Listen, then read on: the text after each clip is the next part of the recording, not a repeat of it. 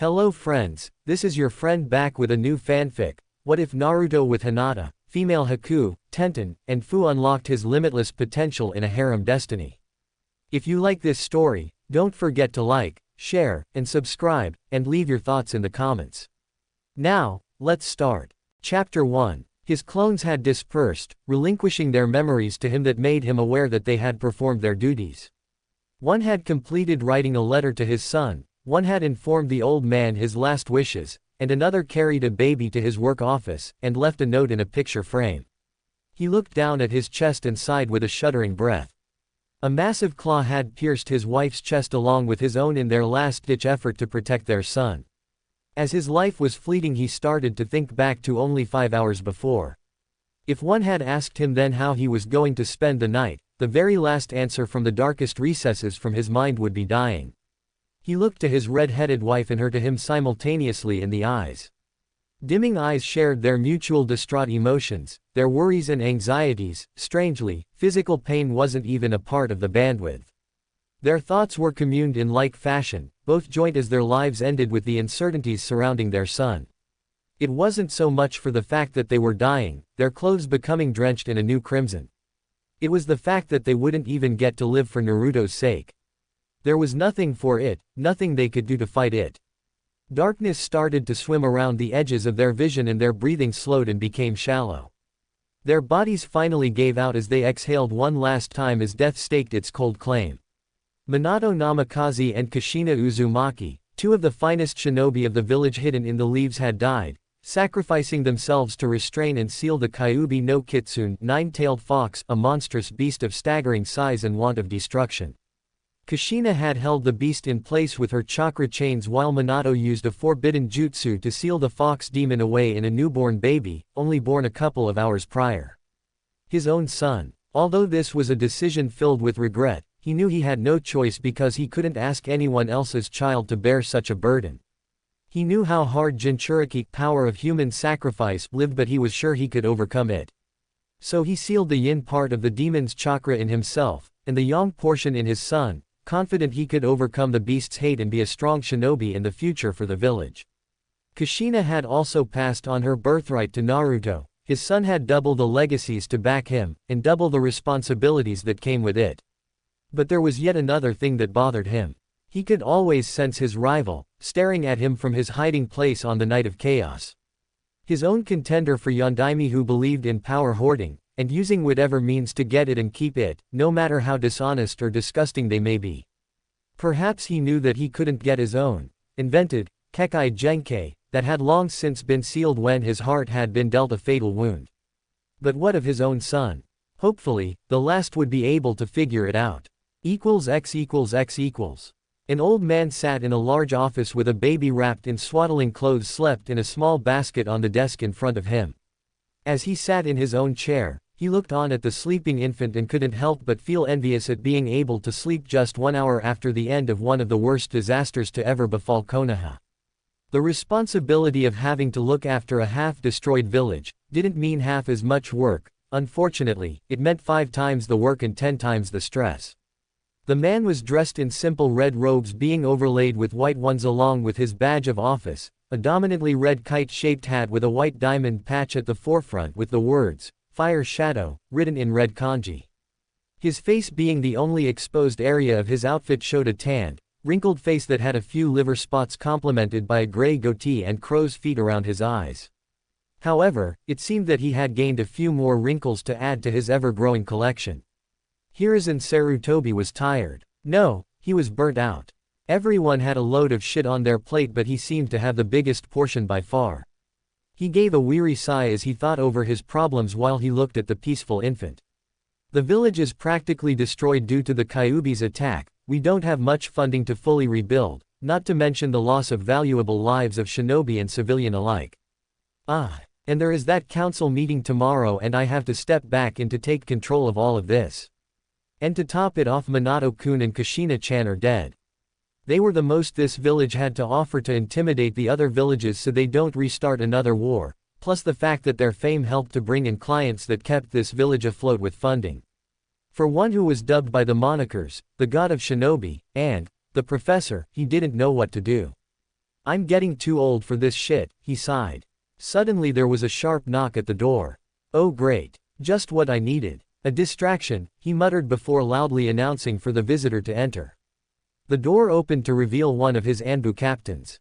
He was characterized by gravity-defying gray hair, a mask that may have been a part of his shirt that extended from behind his flak vest to the bridge of his nose. The description was complete with a leaf Hittite that covered his left eye. People could only wonder what Kakashi Hatake got off by hiding at least 75% of his face. He'd probably lie if they asked anyway. Ah, Kakashi-san, what can I do for you? Sarutobi welcomed. Is it true that sensei has died, Hokage-sama? Kakashi asked, getting straight to the point. He could see the answer written plainly on the Hokage's face, but still waited for the elder man's response. Hiruzen frowned at the forward question and gave the man the affirmative, and Kakashi pressed on as he pointed at the baby in the basket. And this child, his son. Hiruzen's face fell even more, if that much was possible. He didn't know how Kakashi came to know so quickly. Perhaps all those who knew or could come to that conclusion could be counted on a single hand. Kakashi and he included, of course. Yes. The copy ninja sighed as he silently grieved. He knew as much, having been charged by Minato-sensei himself to guard his wife Kushina while she was in the early stages of her pregnancy till 2 weeks short of the end of it. While he knew that Minato died in sacrifice to save the village would not want anyone to cry for him, he couldn't help but shed a few tears from his exposed eye. So what are you going to do, Hokage-sama? Figuring out a funeral, reasoning out the budget to fix the village, and to top it all off, I'm pondering what to say and what not to say to that damned council. Frankly, that's the easy part. Excuse me. The Hokage looked at him in shock. Everything except his heritage. After all, we can't handle any threats by any villages that have Minato-sensei's enemies affiliated with them. Especially Iwagakure, they both stated with uncanny simultaneous effect. They both stared at each other for well over a minute.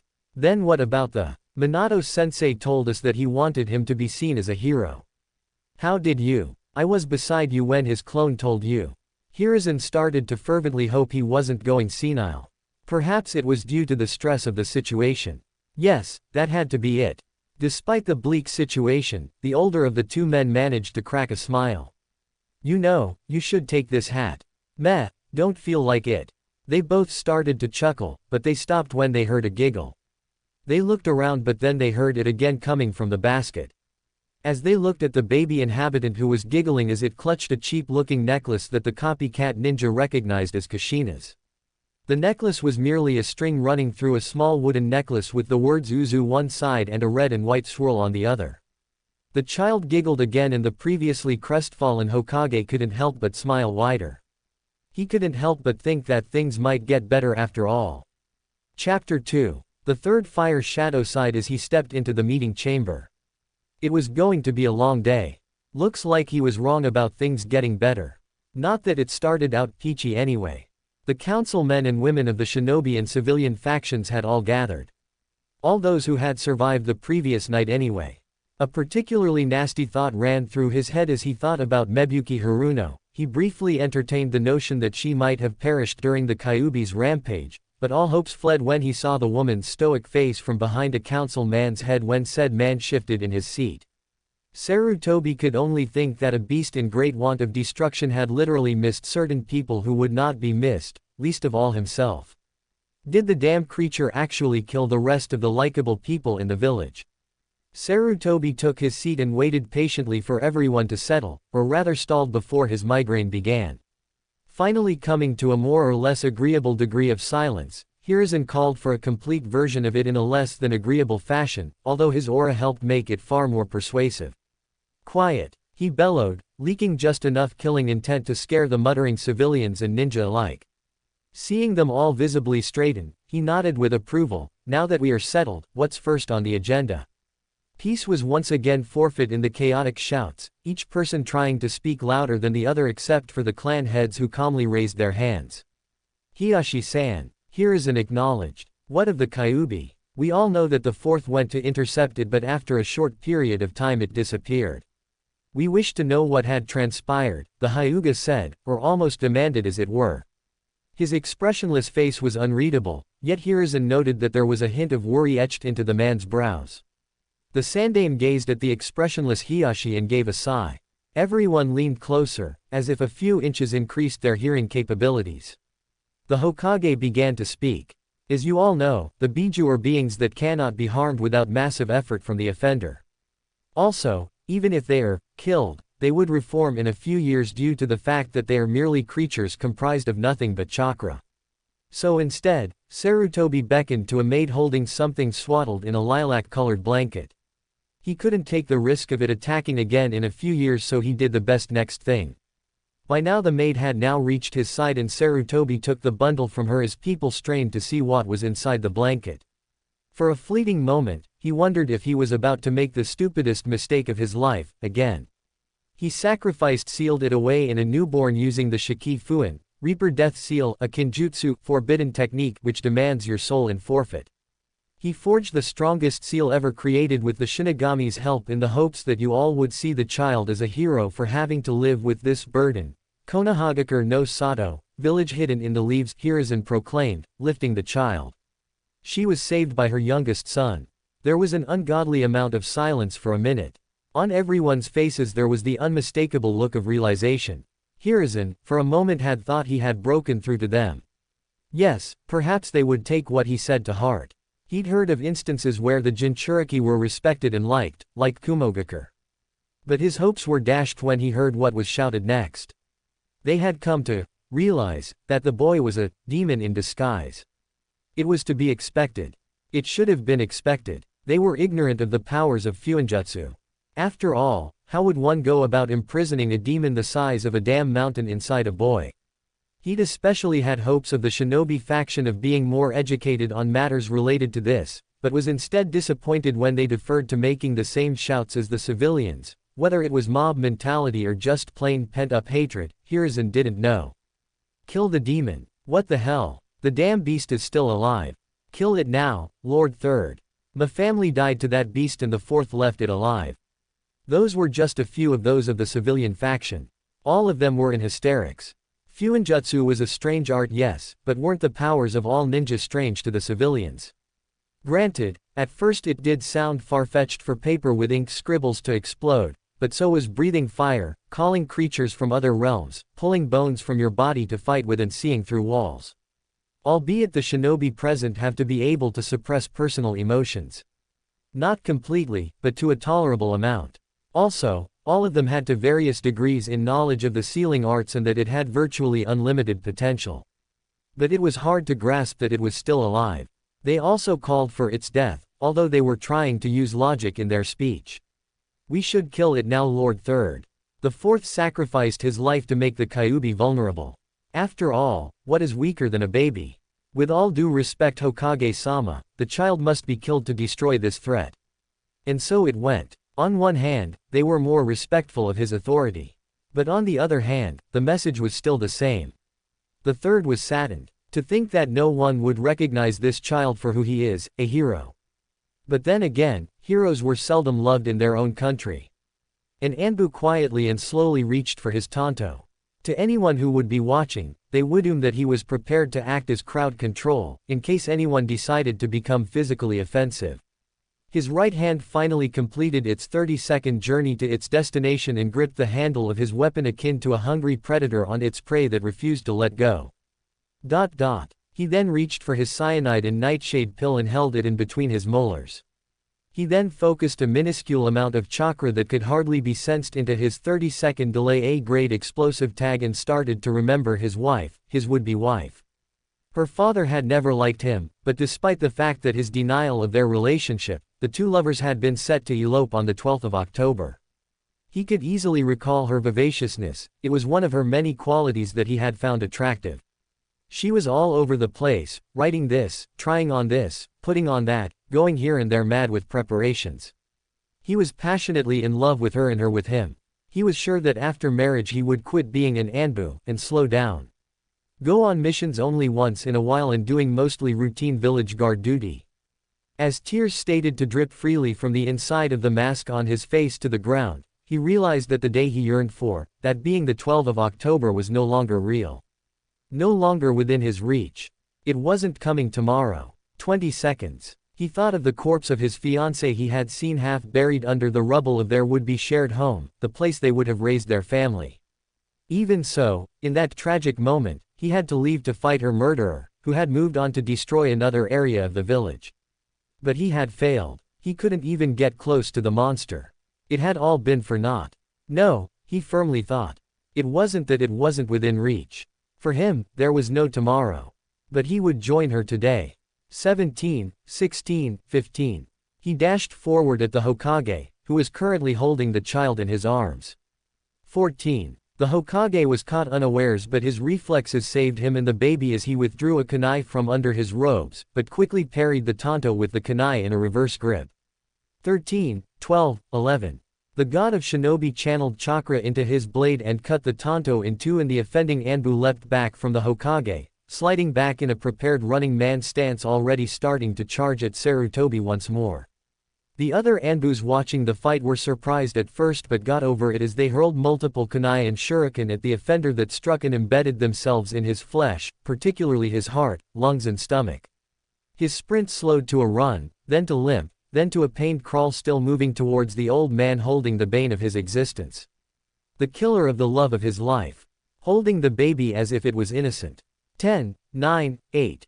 Halfway there. His final position was settling into a prostrate form in front of the sandame, kunai and shuriken sticking out of him everywhere, making him resemble a human porcupine. The weapons also made the man bleed out to some extent, but not enough to kill him in the next few seconds. Hiruzen noticed something akin to water at the bottom of the Anbu's mask. Saliva. Tears maybe. 7, 6, 5. The Anbu groaned in pain. Won't be long, he grunted to the Hokage. Why would he say that? The Hokage thought. Probably because he's dying, but there was some satisfaction in it, even though he failed to kill me. Was he a spy? Assassin perhaps? Kami, just what I needed, some no-name assassin at a time like this. It was then with stark alarm that the Hokage noticed the bomb tag half out of the Anbu's bomb pouch with a slight glow around the kanji for ignite, and who knew how many more passive ones waiting to be detonated. Of course. 4. Explosive tag. Run. Sarutobi bellowed. He quickly looked around and saw everyone fleeing, and noticed that Anbus were performing the Shunshin no Jutsu body flicker technique with the slower civilians. In the heat of the moment, he grabbed Homura with his right hand and used a seal-less Shunshin outside. 3. The Hokage suddenly appeared outside and released Homura, who promptly proceeded to dry heave. It had been a while since he himself had been or done a Shunshin. Moving at high speeds at short ranges with drastic changes in scenery does that to the inexperienced or infirm at times when it seemed as if they were teleporting. 2. Will you be alright? Hiruzen asked hastily to the man who was on his knees, who appeared as if he was about to cough up a lung. I will be fine, he answered between coughs.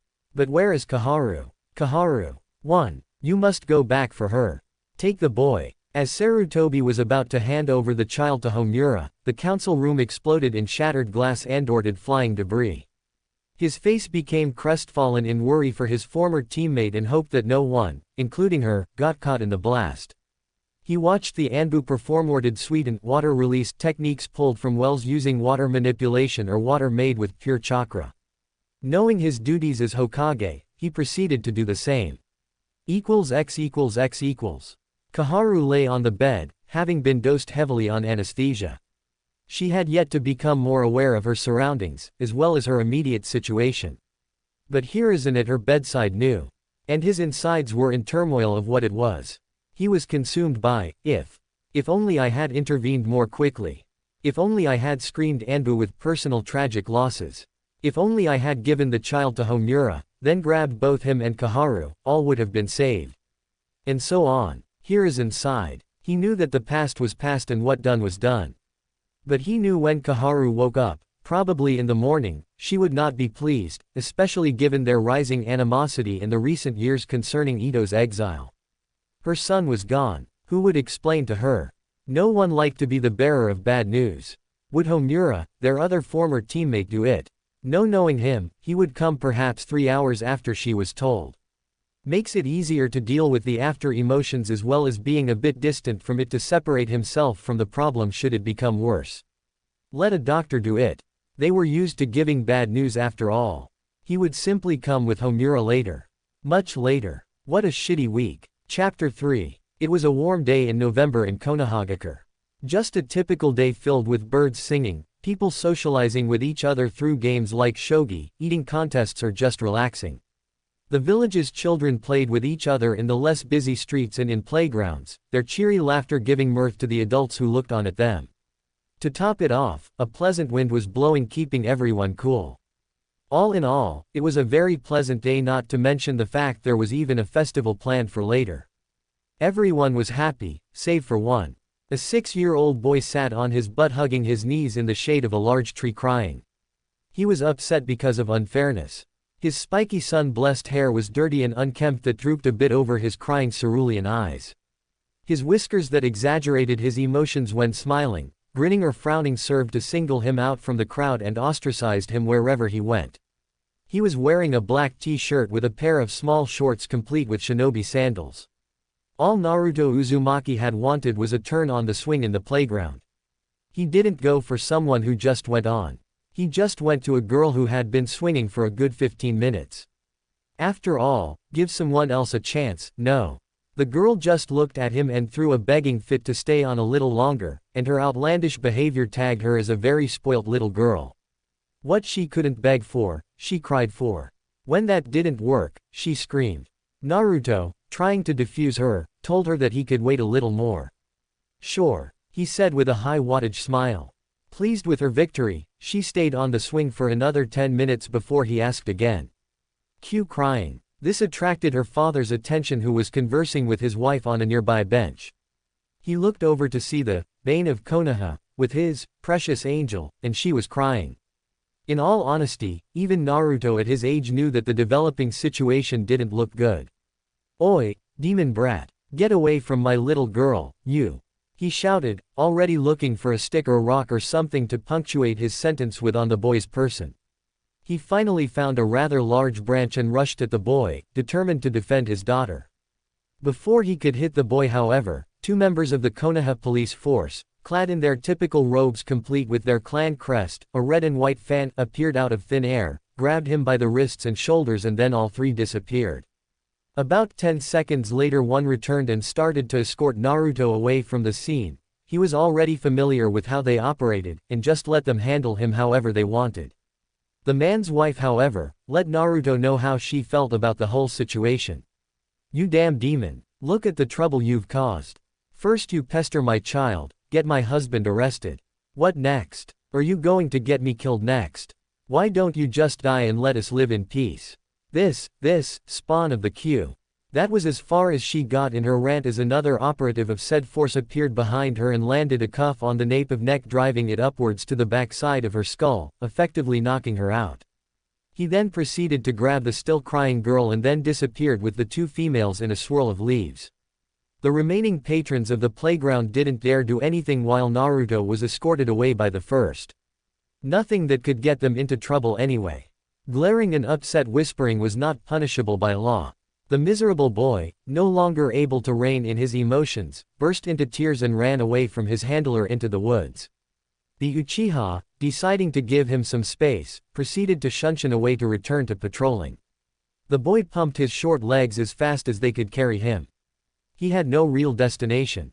It could be anywhere, so long as he could get away from the cold glares, angry murmurs and unfairness.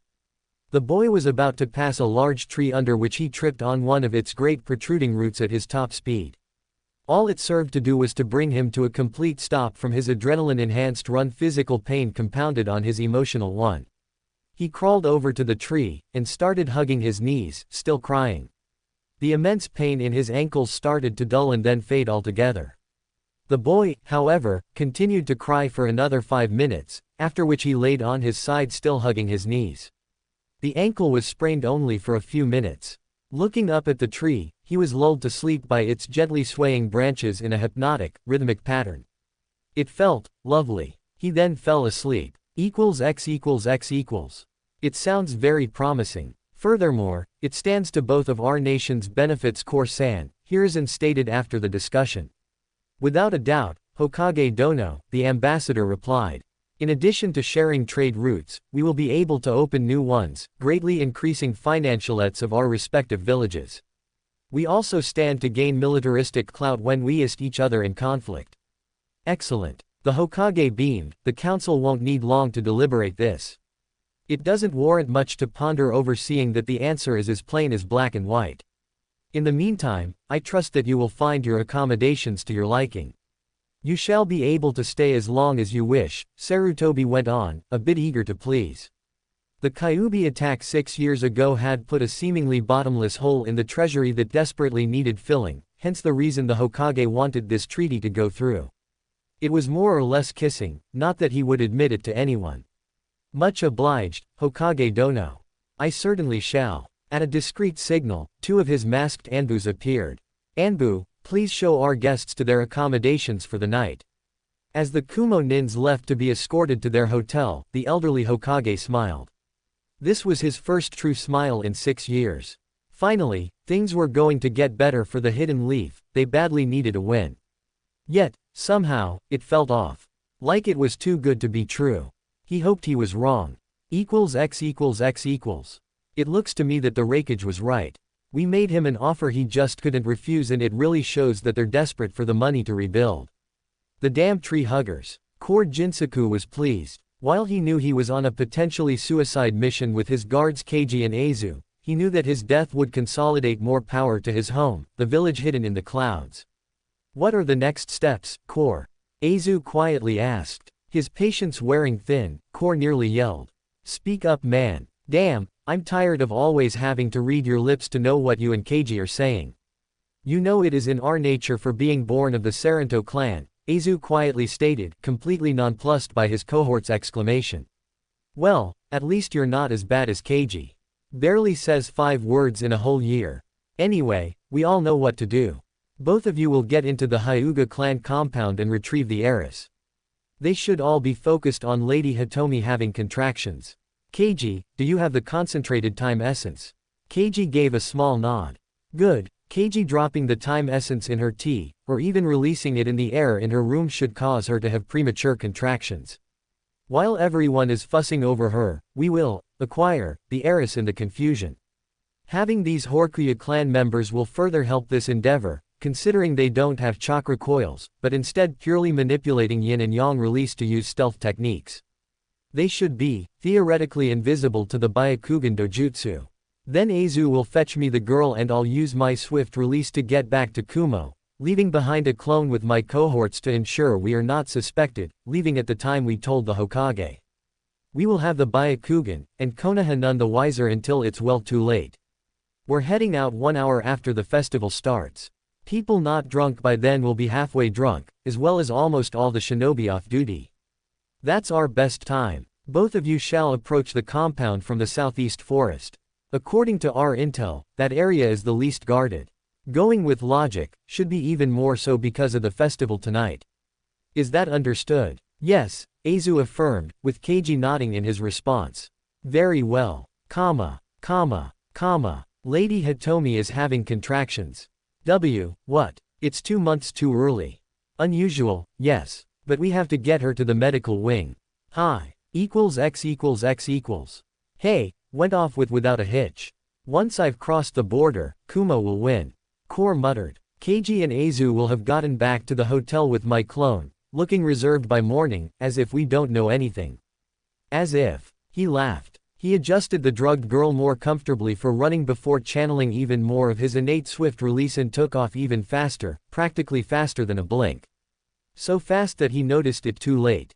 A stick of some sort had caught him in the face, right in the nose, and broke it. The child flew from his arms into the air. Even in his pained state, he saw the child flying into the air and he panicked. He didn't progress this far in the plan, just fail because he ran too fast to notice a stick in his way. A stick. He followed through with that train of thought as he got up and ran towards the spot he predicted the child would fall, seeing its general trajectory. A stick from one of these local trees should be supple, scratching my face as it bent, not flat out striking me as if it were as inert as a thick branch or something artificial and man-made, like metal. Here his thought came to an abrupt halt as he saw the child disappear at the apex of its journey in the air, apparently due to someone or something's intervention. What? Who's there? He hissed in confusion, looking around wildly. Over here. He turned to the source of the voice animatedly, only to see a man sitting on a tree stump holding the toddler against their chest.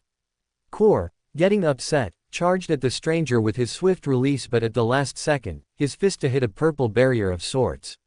He drew back his fist and lunged with a kunai only for it to be harmlessly repelled to the side, the barrier only appearing when external contact reached within a few feet of the man. Hey-ho, you mind not doing that? You might wake up the girl. He looked down at the girl, wondering how she hadn't awoken as yet. Oh, she's drugged. Kor tried to attack the man again, with each attempt ending in failure in everything but serving to get himself angry and frustrated. With his anger reaching its peak, he resorted to jutsu, almost uncaring if he hurt or killed the Hyuga heiress. Raiden. Jaibashi. Lightning release. Electromagnetic murder. Electricity flashed in deadly arcs from the Kumo ninja's hands to the man and surrounding area. Seeing the man still unharmed, he laced in 3 times the amount of chakra needed for the jutsu, for it to finally end in an explosion around the stranger. As the smoke cleared, Kor looked forward to seeing the man electrocuted and burned, but was instead treated to the sight of scorched grass and ground in a perfect circle around him. Are you done yet? Another voice, but similar, sounded behind Kor to see an identical replica of stranger standing 30 feet away from him. Shit. A clone. For the first time, Kor studied the man. He was dressed in a jet black trench coat with a hood over his head. His look was completed with a holster with a small stick in it 4 inches long as well as shinobi sandals. Wait, stick. Could that be the weapon that struck me? But it's too small. You want that barrier down, huh? Just kill me, and that'll release the barrier and disperse. How about it? The stranger said. He spoke in a deadpan voice, but ridicule was salted into it. It was obvious that he certainly didn't expect the Kumo nin to be able to beat him. Who are you? The stranger shrugged. Name's Ito, he said easily enough, as if he didn't really care much either way. Kor paused for a moment to figure if he could remember the name, but couldn't. Just give me the girl. Not as if she's your daughter or some shit like that. You don't know her. I know of her. You gonna try to take her back, or are you gonna walk? Ito sounded as if he really didn't care much either way. He'd actually want the man to stay, he had something that he wanted. At that, Kor took out his kunai and held it in a forward grip, studying the black-clad man's stance or lack thereof. You gonna make a move? Kor taunted. Can you fight? The stranger replied back. More mind games. Kor gritted his teeth. Die. Kor ran at the man at full speed, channeling swift release. With speed like his, the man will be dead inside a second.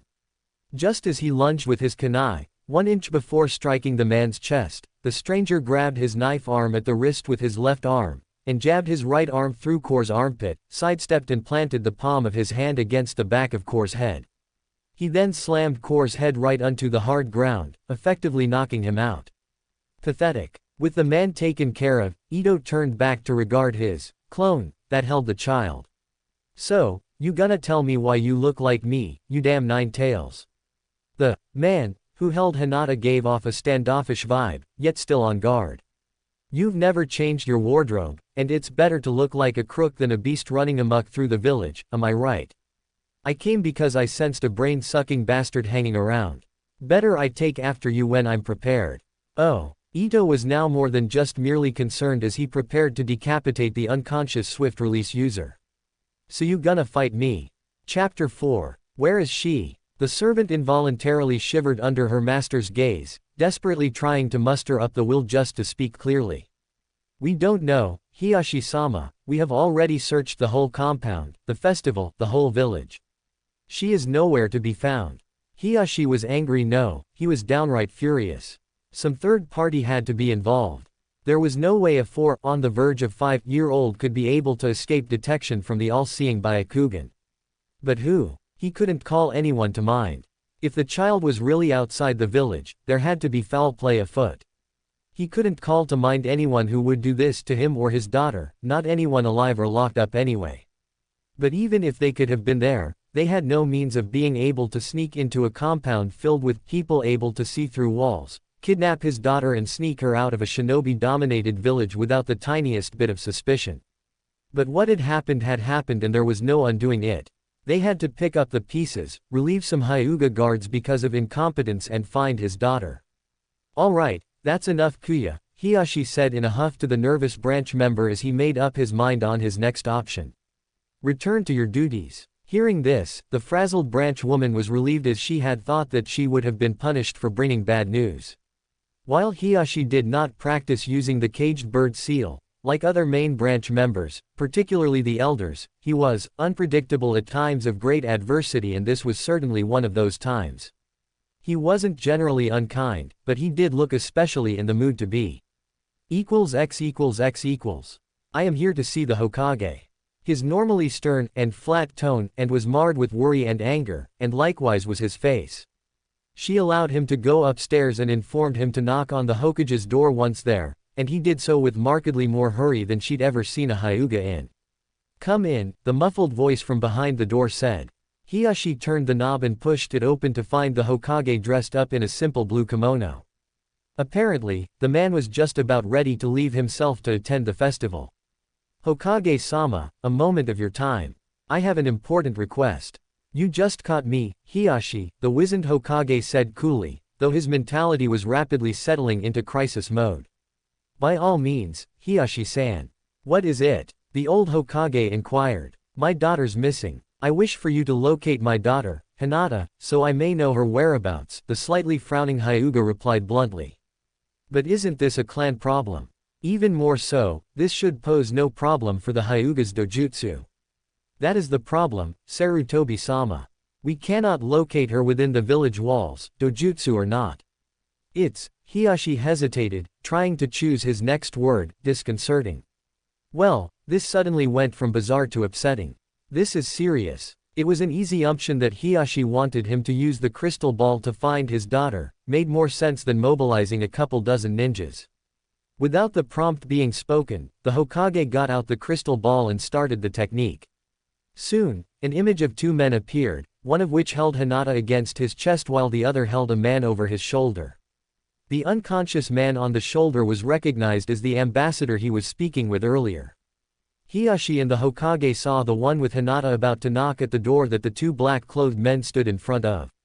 However, the man with Hinata hesitated, and seemed to argue with the other before then poising to knock. Where is that? Hiyashi asked. It seems familiar, is that our door? Both Hyuga and Sarutobi froze. At the same time of the image of the man knocking at the door, they heard a knock at their door.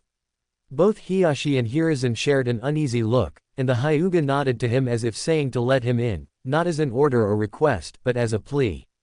The elderly Hokage then flared his chakra twice to tell the hiding Anbu in the room of a potential threat before he welcomed the men inside as clearly as he could manage. Come in. The door pushed in to let the two men in, along with their human baggage, but the one who carried Hinata entered in the lead. Hiruzen took in their description thoroughly. Wearing a black trench coat not unlike Ibiki's, with black full-length pants along with black shinobi sandals, some sort of kanji he couldn't see clearly. He also wore gloves that exposed the tips of his fingers with protective metal plates on the back of the wrist. The man's head was covered by a hood that was complemented by a face mask that came up to the bridge of the man's nose, and his eyes were shadowed by the hood of his clothes. Both men were similar in appearance, leading the Hokage to believe that one of them was a clone of the other. Who are you? Hiyashi asked the hooded man tensely, bordering on the edge of threatening. The man, either not noticing the tone, or ignoring it, replied in an even tone. Just a hungry man passing through. I was looking for something to eat when I saw this guy and decided that, he tried to think of a lie, if only for the Kyuubi's sake, intervene. He didn't mention his own name either. Just the mere mention of it would draw every single Anbu in the area to try to kill him. Furthermore, given by how vague he was, everyone realized that he didn't care to tell them his name, and chose to ignore that fact. Explain yourself. We wish to know what transpired. The Hokage requested, now calming, seeing the mysterious man is no longer a threat, not now anyway. His Anbu were still on standby, but he didn't tell them to stand down. He himself wasn't relaxing either, and he was sure that Hiyashi was the same. Simple. This, your daughter, he gestured to the sleeping girl. Was kidnapped by this man. He nodded at the still unconscious man, and I stopped him before he reached the border. Judging by he said, Kumogakure was just after the Byakugan dojutsu. Hiruzen interlocked his fingers in interest. Could you describe what happened?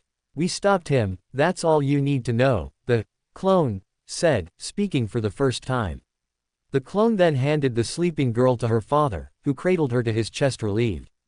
Then I challenged him, the original continued with mild gusto, suggesting that he was prideful person. He ran at me and I knocked him out. That's it. Oh, so he was exhausted then, I take it? Hiashi asked. No. Just weak, or at least to me. He only used 1B ranked Raiden technique, and was a user of swift release. Both Hiashi's and the Hokage's eyes widened at this relation, though the latter didn't allow his surprise to show as much as the former. Knowing of the incredible speeds that came with this release as well as the added perks that came with having a Kekai Genkei, plus the fact that it was a certainty that the ambassador was a skilled shinobi. The man before them was powerful. Period. Seeing as you intervened in our favor, I take it you're affiliated with Konoha then? The Hokage asked almost rhetorically, trying to look for anything that could tell him of who he is. Or was. The stranger stroked his chin in mock thought. Nope. Ain't got no allegiance, especially to this village. To be honest, it's my least favorite. A missing nin. Hiashi was alarmed. His Byakugan activated, ready to act. Also on their own way of thinking, before Hiruzen could cue them otherwise, the Anbus in the room leapt from hiding and attempted to incapacitate the strange man. Attempted to. A magenta-colored barrier appeared in front of the clone and the unmoving man that electrocuted the two Anbus into unconsciousness. The men looked down at the Anbus briefly before back at the Hyuga and cage. Konoha is such a grateful village, the clone said sarcastically. You know, maybe I should have helped Kumo after all, they appreciate guys like me up there. I'm just a good hack. He laughed for a moment, wondering if he even believed the words that were coming out of his mouth. Fire shadow, rein in your animals. I can still sense them, they don't like me much. At ease. At the Hokage's order everyone relaxed. Hiashi stared at the man for a few seconds more with his Byakugan active before deactivating it. But then why help us? I want to know why. You don't know us, work for us or even against Kumo. You had no reason to. Hiashi said, trying to get over the fact that the man disabled two Anbu without even moving. Among his many other off-putting characteristics. The clone cocked his head in apparent curiosity. So you'd prefer IIST Kumo, I take it? No. Hiashi almost outright exclaimed, however, I am grateful to you sir. You have my gratitude for returning my daughter, gratitude and well wishes. If there's anything I can do to repay you. Careful, the man said cheerily, or I might have to take you up on that. Would you like to work for Konoha? The Hokage asked, wanting to have such a powerful ninja in his ranks. Or at least have a friend instead of an enemy. Damn, old man, weren't you listening? I don't like Konoha. He made a show of shrugging his shoulders, trying to get it across that he didn't wish to rebuff the man, only to refuse his offer. So no thanks. In any case, take the man. The stranger dropped the ambassador as if he was nothing more than garbage, and yet unwillingly, and started to turn to leave. The clone had already left, no one was sure when. I hope you'll never need my help again, 'cause I'm not a huge fan of helping. But about what you said about being grateful to me, I dig that. Methinks I'll take a favor later on if I need it. Fire shadow, Hyuga, he nodded to both men in farewell, but for some reason, it was somewhat impolite when he did it to the cage. The original stepped backwards to a shadow in a corner of the room and was gone. I don't sense him. Hiashi. Hiruzen whispered. At the prompt, Hiashi walked to the corner and felt it and his hand came away with nothing. Why didn't you use your Byakugan? The aged cage asked. Remember when I had my Byakugan activated earlier? Yes, of course. When I looked at him with it, he vanished. I could only see him without it. The Hokage was baffled. That is unheard of. Who is that man? Chapter 5. A lone boy slowly returned to the waking world he had left sometime before. He wiped away the matter encrusted at the edges of his blue eyes with his sensitive hands. It felt as if they were being punctured with pins and needles. He must have fallen asleep on them and cut off the blood flow to an extent. He sat up, trying to get his bearings before remembering, and mournfully contemplating the events of what had happened to him at the playground. The mean looks, the lady, and what she had said, something about him being the spawn of the nine. Nine something. He didn't know because the woman didn't get to finish her sentence. What did she mean? I'll just ask Gigi. I bet he knows all the stuff in the world. He thought with ending finality. So long as the man didn't somehow distract him from his questions like he sometimes did, Naruto felt that he should be fine. When he had gone to sleep, it was after midday. He didn't have enough discernment to realize that the shadows currently were being made by an eastern sun, almost directly overhead. He looked up at the tree and smiled. He felt fully rested. He'd had a really good nap. What he failed to realize, he had lost a full day while he was asleep. He ran home, and his cheaply made red and white necklace glowed a faint white. Deep inside, the Kyuubi grimaced to itself, wondering how he was going to explain to his container that he was in trouble. Nay, perhaps later when the boy was older and sensible. Much later. X equals X equals. The lavender-eyed girl woke up and gave a small yawn. As her lavender eyes adjusted to the bright light streaming through her window, she suddenly noticed that her mother was sitting on the opposite side of the bed, smiling at her. "Good morning, Hinata-chan," she said happily. The young girl hadn't even fully awoken yet, and was barely able to return the courtesy, leading the mother to believe that she was drugged and some of it was still in the girl's system. "How are you feeling?" "I still feel very tired, Okawa-san. As if I haven't slept at all." That only served to affirm her suspicions. Hitomi decided to let her daughter to return to sleep, hoping that she could perhaps sleep it off the rest. "Very well, Hinata-chan. You may go back to bed. You don't have to go to your private lessons today. However, you will speak to your father when he calls for you, is that all right? He wants to speak to you about last night." "Hi. I love you, my Masumi." Hinata blinked stupidly before letting her eyes close with a small smile gracing her bonny face. "I love you too, Okawa-san." With that, Hitomi left the room. By herself now, Hinata thought it was strange that her lessons were not to be taken today. She had them every day for an hour, beginning promptly at dawn. They were unavoidable, except on special days of celebration in the village or her birthday. So why was she being allowed to return to sleep? She allowed the question to niggle her mind for a bit before ignoring it. With her head on the pillow, and the pull of slumber almost already too strong, she was close to getting knocked out with sleep. Absent-mindedly, her last hollow thought was that she felt she could recall something animal-like trying to protect her from something. And a lot of arguing. Didn't this happen last night? Wait, didn't her father want to talk to her about last night? She fell asleep. X equals X equals. The kettle whistled its special call, but Kaharu groaned. While she wanted the tea inside, she wished she had the energy to get up and get it, but she had just settled down in her most comfortable bed with a new book that promised intrigue with mystery. The kettle called for another minute before she gave up with a sigh and dangled her lower torso of the bed. But she lost her balance and landed on her butt. Kuso. Still struggling to use her weary muscles and aged bones, she pulled herself up using the bed frame as support. Finally rising, she hobbled to the corner on one leg and grabbed her crutches. 6 years of being a post-amputee, and she hasn't grown used to it. She had only grown more surly, taciturn and bitter. It hadn't gotten any easier. Instead, it had grown more and more difficult in her advancing age. As it had grown bothersome to cope with to do normal and simple everyday activities like walking or dancing she used to enjoy doing so much. Not to mention the new hurdles like stairs. Just another reminder why she moved from her third-floor apartment to one on the ground floor. Making it to her kitchen, she leaned one of her crutches against her kitchen table and leaned on the other, bracing on it and turned off the flame. She then poured the hot beverage into a cup and set it down, and not a moment too soon. Phantom pain had set in on her amputated left leg, making her grit her teeth. Her cut nerves still registered pain below her knee when it was no longer there. "Cammy, why me? What have I done to deserve this? I can't help but feel it's that brat's fault. If it hadn't been for him, the Anbu wouldn't have bombed the council building."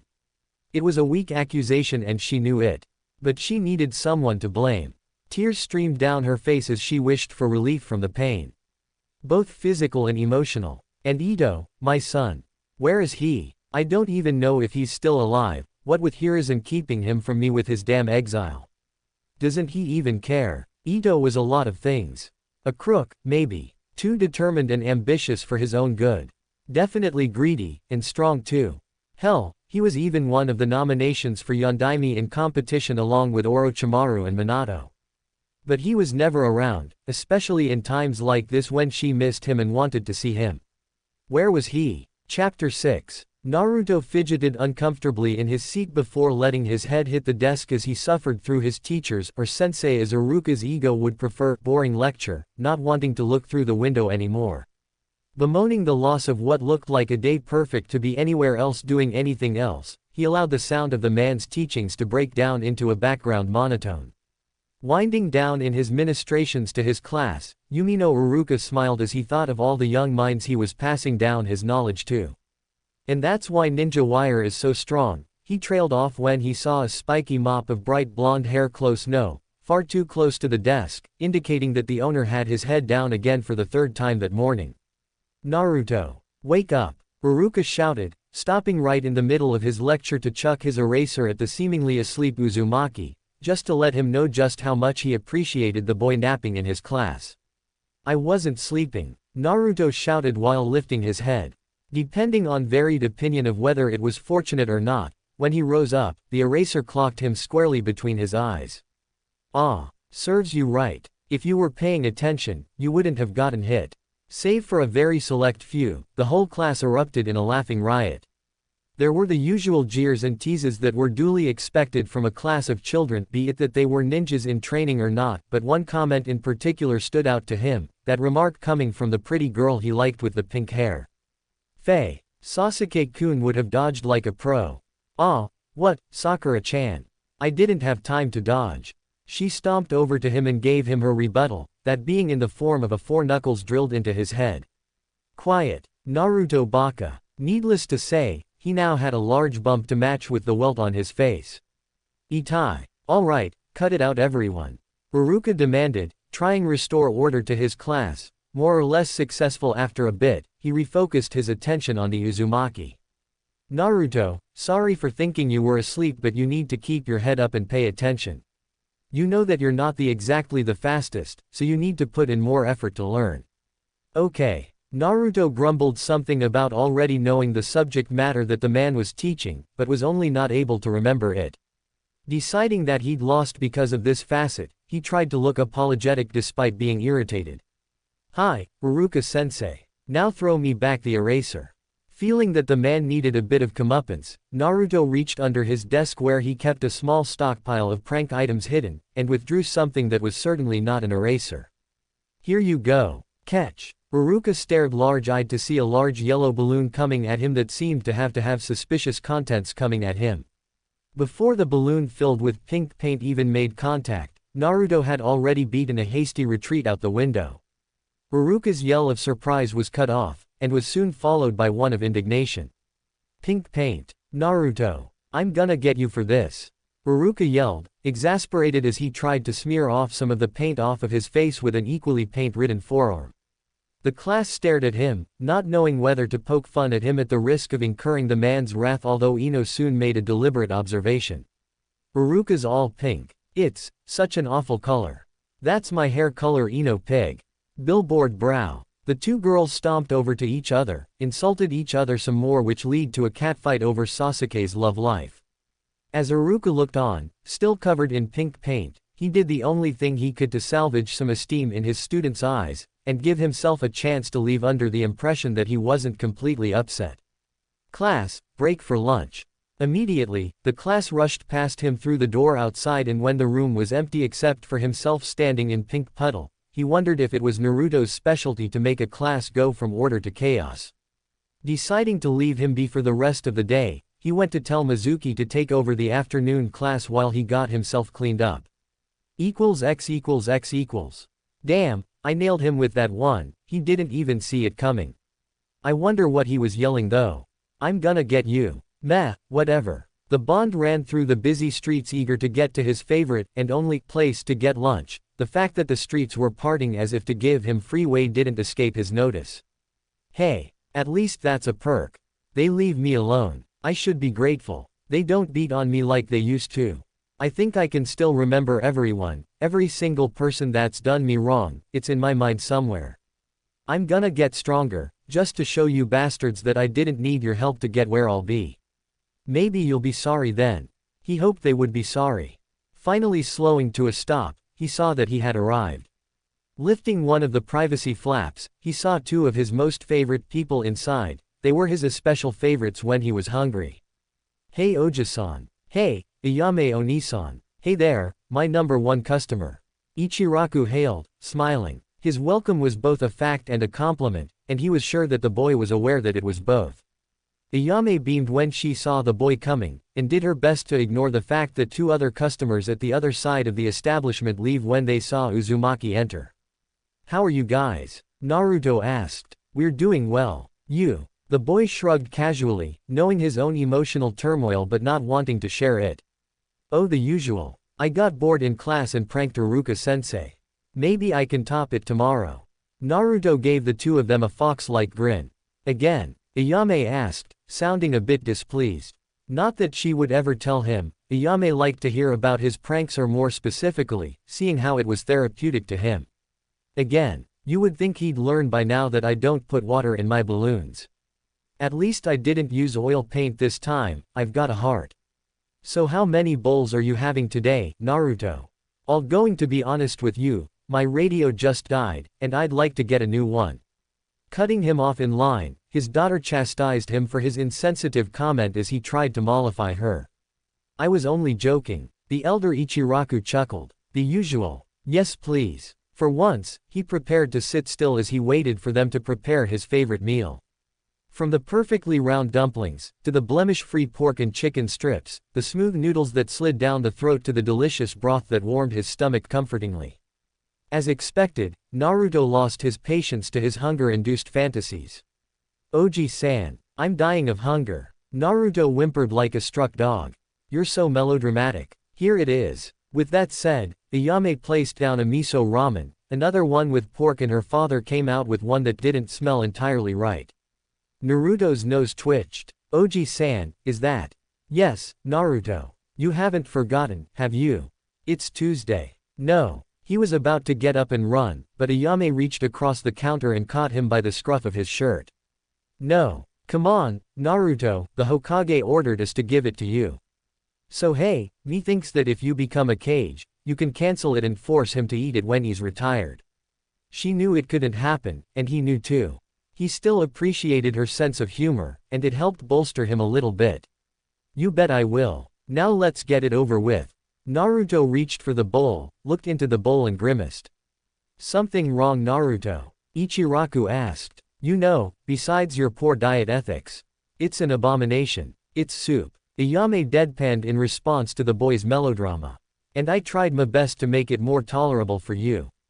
I even had them soaking in miso spices overnight. Iyame replied in a complaining tone. Naruto looked into the bowl. Instead of being filled with noodles, meat and dumplings, it was filled with spinach, broccoli and Brussels sprouts. Damn. Well, eat it ikimasu, he said hesitantly. He looked back over at Iyame, who was waiting expectantly to eat. Well, if she could put in extra effort just for him to eat vegetables, maybe he could reciprocate. Maybe if he'd had more than one choice in restaurants, Naruto figured that he'd stay right here. They kind of reminded him of his family in Wave Country. I love you guys, he grumbled almost humorlessly, but I hope you know that I love you less on Vegetables Day. They smiled. X equals X equals. So, Sasuke-kun, do you wanna? No. Well, how about? No. The Pinkett was dejected. He'd already shot down both her invitations before even hearing them, only by using a single-syllable word. She cowered like a dog with its tails between its legs. Later, Sasuke-kun. To which Sasuke didn't even bother to reply. The brooding Uchiha sighed and placed his chin in between the palms of his hands. As he sat on the park bench, he tried to take his mind of Itachi for once. The Dobi. Am I the only one who saw it? I could see that the eraser was going to hit his goggles, probably hard enough to break them, but it was like he was trying to decide whether or not to let it hit him. But he's just a dead last. I am stronger than him, more skilled. I am an Uchiha. But it was strange. Sasuke could be prideful, and he acknowledged that. He could also accept that other people were stronger than him, and he knew that his own despised Ani was many times more powerful than him. What he couldn't accept was the fact that Naruto could actually be stronger than he looked, more skilled. If it really is like what I saw, why not let it hit his goggles? I know that they're cheaply made and sold at a discount price because they lack a meaningful purpose. Is it the goggles that he's fond of protecting? Or are the goggles hiding something? Suddenly, the Uchiha grinned. That's it. I'll just take the goggles from him. If he tries to protect it, it'll mean I was right. If he doesn't, then I'm just overestimating the Dobi. Now, how to kill Itachi. Sasuke walked off, falling back in his pastime of imagining himself torturing his traitorous elder brother. Though unrealistic, it was purely cathartic. X=X=X=. Ah, thanks, I guess. At least old man Hokage won't force feed me again. You don't make it easy, Naruto. At least you didn't run away this week. Naruto was exasperated. I attempted to. I would have gotten away if someone hadn't grabbed both my legs. He cast a half-hearted glare at Ayame. He couldn't believe that the mild-mannered girl could or would do something as to tackle his legs to prevent his escape. Well, that's it. No more of that ramen, Datbeo. Good thing I saved the best for last. The miso'll help get the vegetable taste out of my mouth. At least until next Tuesday. Chuki smirked. I'll just stay home on that day then. Naruto was feeling smug. Do you want the Hokage to send someone after you again? Naruto shivered. The last person the man had sent was no joke. He'd woken up in the middle of the night to see an Anbu in a Neko mask had tied his limbs to the four corners of his bed. The Anbu went on to shove vegetables in his mouth and then pinch his nostrils shut to make sure he ate it so that he could breathe through his mouth. Not an enlightening experience, or one he wished to have again anytime soon. Or ever, for that matter. No matter how much he'd told the Ichirakus that it was traumatizing, they'd only laughed, be it in disbelief that it was a joke or merely ridicule. Well, I'll see you later, guys. By the way, I need the 20 bowls of ramen for next week, you know, in those takeout bowls you guys have. Sure, Naruto-kun. When and where? The orphanage again. Ayame asked as she was given a small booklet of 20 sticky notes, all of them with an amateur picture of a whiskered smile. It was a drawing of a wide grin with 3 lines on either side of the grin, akin to aforementioned whiskers. One could say that Naruto drew his own grin as a signature of sorts, no doubt done as a sort of calling card or twisted autograph. Either way, Naruto's ego was leaked into it heavily and it remained to be seen if it was a good thing or not. Since it's you, Naruto, I'll do top-of-the-line service. It's a priority. Chuki exclaimed. Naruto-kun, really? This picture? The brown-haired girl asked, dumbfounded. There's nothing wrong with it. Later, guys. And with that, he jumped off the stool and made his way home. So what's the picture of? The elder Ichiraku asked. Ayame chuckled and handed one of the pictures to him. He took it from her and peered at it. Ha, that boy is certainly eccentric, still doesn't explain his attachment to that place, though. Naruto pushed open his door and sighed. Home sweet home. Is it, boy? You know it's in terrible condition. Hell, even those orphans you're trying to treat with the ramen live better than you. Tenten lives better than you. Why don't you go live there? Not only is it a pigsty, you're surrounded by people in this district who all hate you. Maybe we should run away again, it's worked out before. Oh, what? Kyuubi. Naruto answered in his mind, taken aback that he was being spoken to by his inner Biju. He was usually quiet. Isn't it your personal rule to only talk when I talk to you? And you know why I don't live at the orphanage. You're the reason. Besides, I'm not about to do something stupid. Do you take me for a fool? No, I take you for an idiot. What's the differ? Wait a minute. Goddamn Kyuubi. There was only a demonic-sounding guffaw coming from the recesses of his mind. Naruto sighed. Sometimes, the Kyuubi was tolerable, like now. Helpful on rare occasions outside of when Naruto was asking for favors, but otherwise just a pain in the. Otherwise tended to be most of the time. Naruto walked into the kitchen and opened his fridge.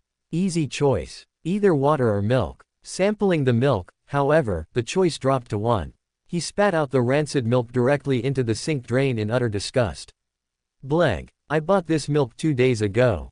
I'm just opening it. Kyuubi. He yelled inwardly. What's today's date? Do you know? The 28th. That's the. Naruto reached for his notepad that he always carried around with him and flipped to the part that was filled with names. Alright, Shopkeepers, he continued to scroll through it. Found it, Says here that guy's name is Yoshiro Suhin. Wait, this is the 8th time that shopkeeper screwed me over. Is he hoping that diarrhea will kill me? Not very creative or likely, but it would be funny if it were possible, the Kyuubi commented. Shitting yourself to death. Hey. Trying his best to ignore the chakra monster's statement, the Uzumaki asked it for what it called on a coin flip. Spread a nasty rumor or just a normal prank? Naruto took a Ryo coin and flipped it. Rumor, tails. The coin landed back in Naruto's palm. Hey, you won again. You've picked tails for the past, what, 9 times? 9 times. 9 tails. Is that some bizarre coincidence? Bullshit. I think you're manipulating the spin somehow. You've gotta be cheating. The beast was nothing if not mock surprised. The nerve of you. Interrupting his line of speech, he felt something foreign pass through the seal. No, a crack. It wasn't actually a good thing, it was actually an eroded seal that he himself had made to help put a block on Naruto's eidetic memory. Things that had happened not worth remembering couldn't be held back anymore. Alright, enough of that. Remember what I told you about the seal. The bitch finally broke. Get in here. It's time. I gotta take it off before you turn retarded. No, I mean more retarded. Naruto grumbled, there is just not a chain long or big enough for me to do things that you deserve, you bastard. Despite saying this as if he was in a light mood, he was actually the complete opposite. I could feel it. I could start remembering some stuff recently. Like my birthday beatings, but in flashes. And some dude dressed in black that I'm supposed to kill. I thought I had more time. I don't wanna remember all that. I'm happy now, aren't I? The kitsune did not answer for a while, but when he did, it was solemn. You can't afford to live in bliss anymore. Naruto put everything in order in the house before he laid down on the bed, as straight as a board with his arms at his sides. He tried to think of nothing at all, but soon, the seal embedded in his mind like a fishhook was slowly ripped free, and he couldn't stop himself from yelling his hurt until he fell unconscious. Chapter 7. She walked through the village to where she knew his house would be, and more than a little worried. The academy's school day was finished and her favorite blonde had failed to attend. While he openly admitted, no, shouted that he hated the academy for having too much damn bookwork, he never skipped a whole day. Come running in at the final hour a few times, but never a full day. Besides, while he was reckless, he wasn't stupid, or at least that she was likely one of the very few who thought so. The genin exam was the day after tomorrow. He wouldn't want to botch his chances by failing to attend. Without even realizing it, she had walked straight into the district where Naruto lived. She sighed. She did it again, she let herself fall into a state of autopilot. Even though autopilot mostly ran on muscle memory, this only went to show that she visited him a lot. Visited him without him knowing. No, she was stalking him when he left his home daily in the afternoons. I could use his absence as an excuse to visit him. If he's there. What if he isn't? What if something bad happened to him? Should I talk to somebody about it? It was too easy for her to get caught up in doubt, and what was worse was that it usually low-key led to self-doubt. What would I do if he doesn't want to see me? It was a rather pitiful state of mind, she reasoned, and she was fully aware of why.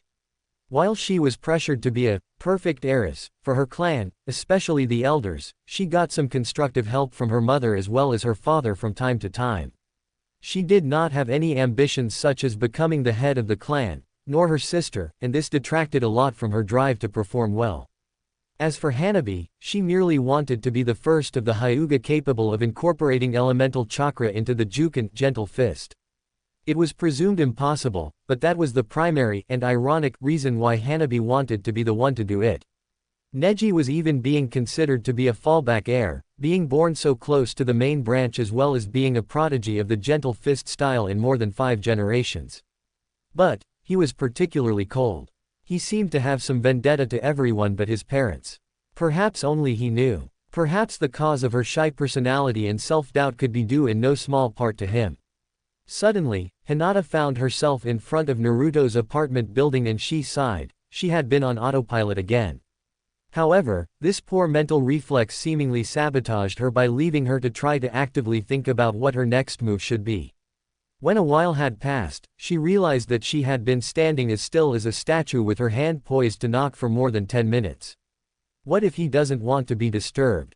She pondered using her Byakugan. It seemed like the safest solution. If he's doing anything that seems important, I won't disturb him.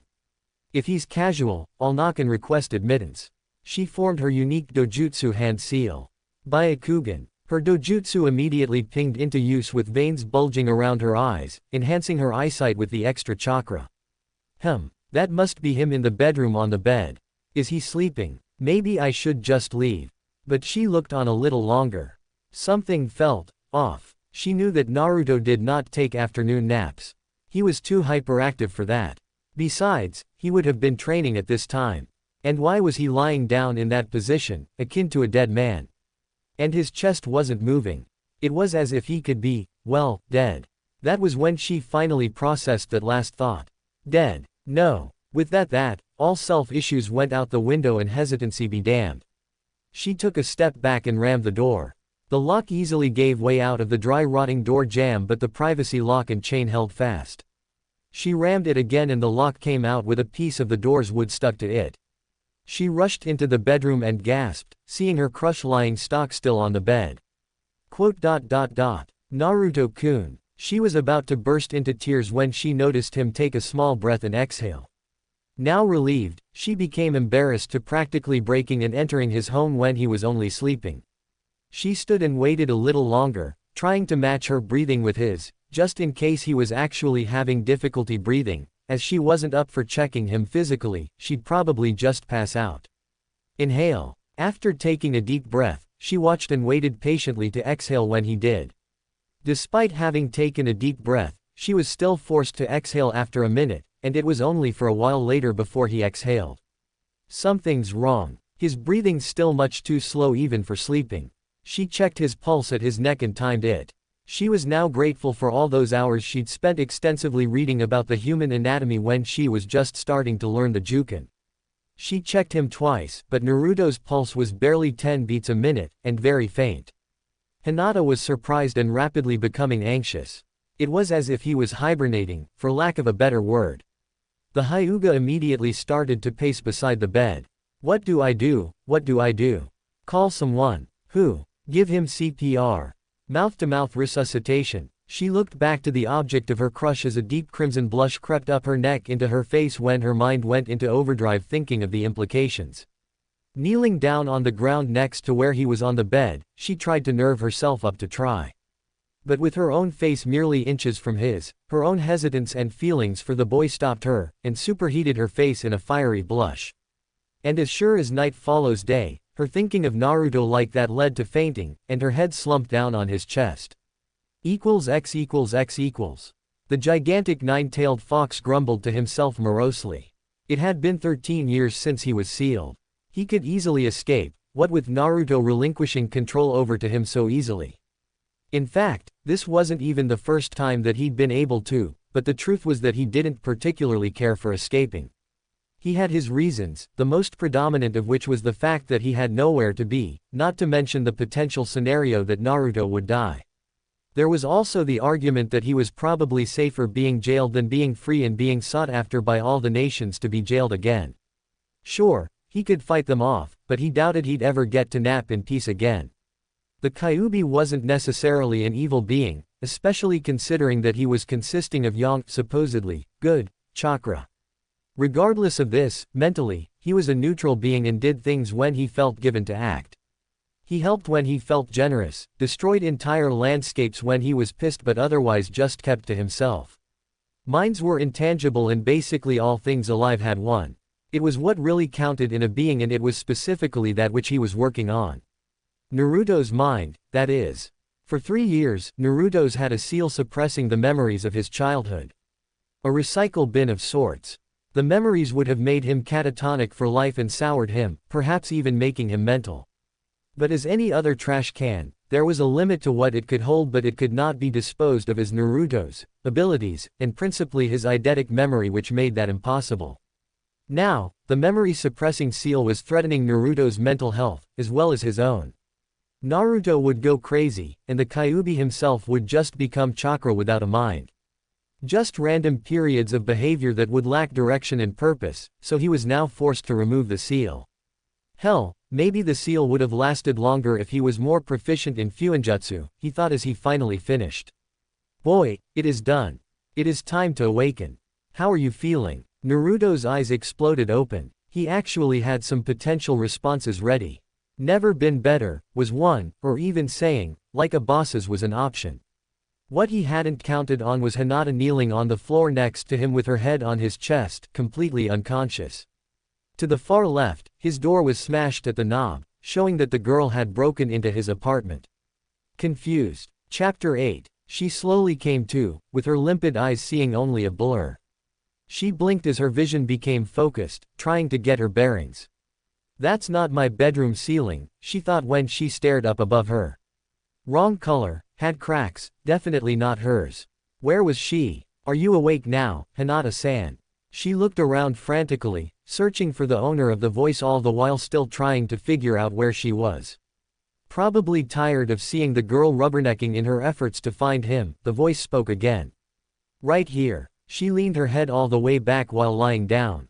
She now saw Naruto sitting behind her head in a chair adjacent to the couch she was in. Naruto-kun, she yelped, hurriedly getting up. She now remembered what had happened. Naruto seemed on the brink of death but now he looked as fit as a horse. I was check, visiting you. Immediately her fair complexion went for a scarlet one. That's fair. So, what? You knocked, but when I didn't answer, you decided to break it down. He queried, pointing at the damaged door. No. IGG got worried when I saw you on the bed not moving. I was concerned. Was that before or after you broke down the door? His tone was cold, and so was his expression, making her worry. He was normally the type of person to take things in stride, and he never really had that sort of face for people. She took it hard that her crush would look at her like that. I used my BB Byakugan. I'm very sorry for BB breaking the door and violating your privacy. She was worried that he was angry with her, seeing his expression. Naruto was about to blow up, then seemingly stopped to consider what she said. To her surprise, her crush started to laugh. It started as a chuckle while he was serious, but he lost his serious expression by the time it turned into a deep-bellied laugh. Hinata stared at him stupidly. Trying to get himself together before he completely lost posture in the conversation, he cleared his throat. Sorry for laughing at you, Hinata. I guess it's alright since you were justified in your concern for me, even though it kinda makes me question why. The truth is, here he choked and looked away. For someone to be concerned for me or even visit besides old man Hokage or the Ichirakus, or even if it were them, it means a lot to me. Thanks, Hinata-chan. He was so sincere that it was painful. Meanwhile, Hinata could hug herself in her joy and relief. He used the affectionate with me. He likes me. Outside of her head however, her facial complexion had flushed so much that one would have thought that she was trying to impersonate a tomato. Fortunately, she soon got it under control before Naruto looked at her again. Clapping his hands, he tried to clear the mood for something more light. Anyway, seeing that you're fine, thanks for coming by and hopefully next time I'll even get a chance to clean up. With minimal effort, he escorted her to the door as she allowed herself to be manhandled. See you tomorrow. Gotta get ready for that test and all. See ya. He closed the door behind her, leaving her out in the hallway. Phew. Now to get started. Little did he know was that she was still frozen. He called me Hinata-chan. Now, she was impersonating a statue, and likely would for a while. Back on the inside, Naruto felt like something was off. Is she still there? Quite likely. She probably is. What do you mean probably? I meant sense for her. The Kyuubi shrugged inside the seal. Didn't have to. I can smell her scent. It's still strong at the door. It's coming in because the door is slightly ajar. Not shut. Remember that she broke it down. Anyway, do you think she still being here will disturb what we're going to do? Naruto asked. Not at all. Now get back in here. Naruto complied and went back to his bed. Lying down stock still again, he closed his eyes and released his mind from all distractions. He soon felt a tug on his psyche and gave into it. Reopening his eyes, he was now greeted to the now familiar sight of the sewer that was his mindscape. He wandered the tunnels with no general direction and soon found himself in front of the great cage with the nine-tailed fox behind it, just as the usual. Took you long enough. Now let's get started. Came the Kyuubi's welcome. Before we start though, my forehead feels like it's burning again. Can you take a look? The boy asked, rubbing his forehead. In fact, his entire head felt like it was on fire. It was a feeling he'd had before, and it was never pleasant. What, like 3 years ago? The Kyuubi was concerned, but at the same time excited. It was like a scratch ticket. He wanted to know what Naruto would get now in addition to what he had now. Yeah, Naruto replied. Come closer. The boy stepped into the cage and stepped onto the Kyuubi's hand-like paw. He then lifted the boy up to his eye level and looked at the boy with an observing gaze.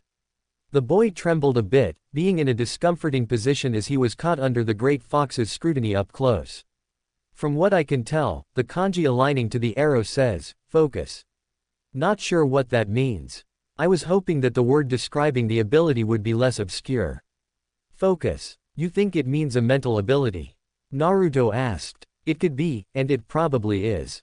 If it does mean mental though, it probably won't be a letdown, even though it doesn't sound as useful as memory. Wait. The Kyuubi had a thought cross his mind when he considered his final word. What is the shopkeeper's name? The kitsune suddenly tested. Yoshiro Suhin. The boy answered. What's today's date? Yesterday was the 28th when we started, so today's the 29th. The boy's eyes then widened considerably. Of course. The suppressing seal is off. The boy gave a wide grin but soon frowned. I remember. Forgive and forget is once again impossible in your case, boy. You're now more mature to deal with the memories of getting your head whipped by the village, anyway. At least you don't need to walk around with that shitty notepad anymore, or having to keep asking me for the damn date. And, understanding, seems to active again. You're not as slow as a snail anymore. I'm still taking offense to all of this, you know. Let it be. Do you remember the school's lectures? Yeah, I can. What I was awake for, at least, the boy jested in good humor.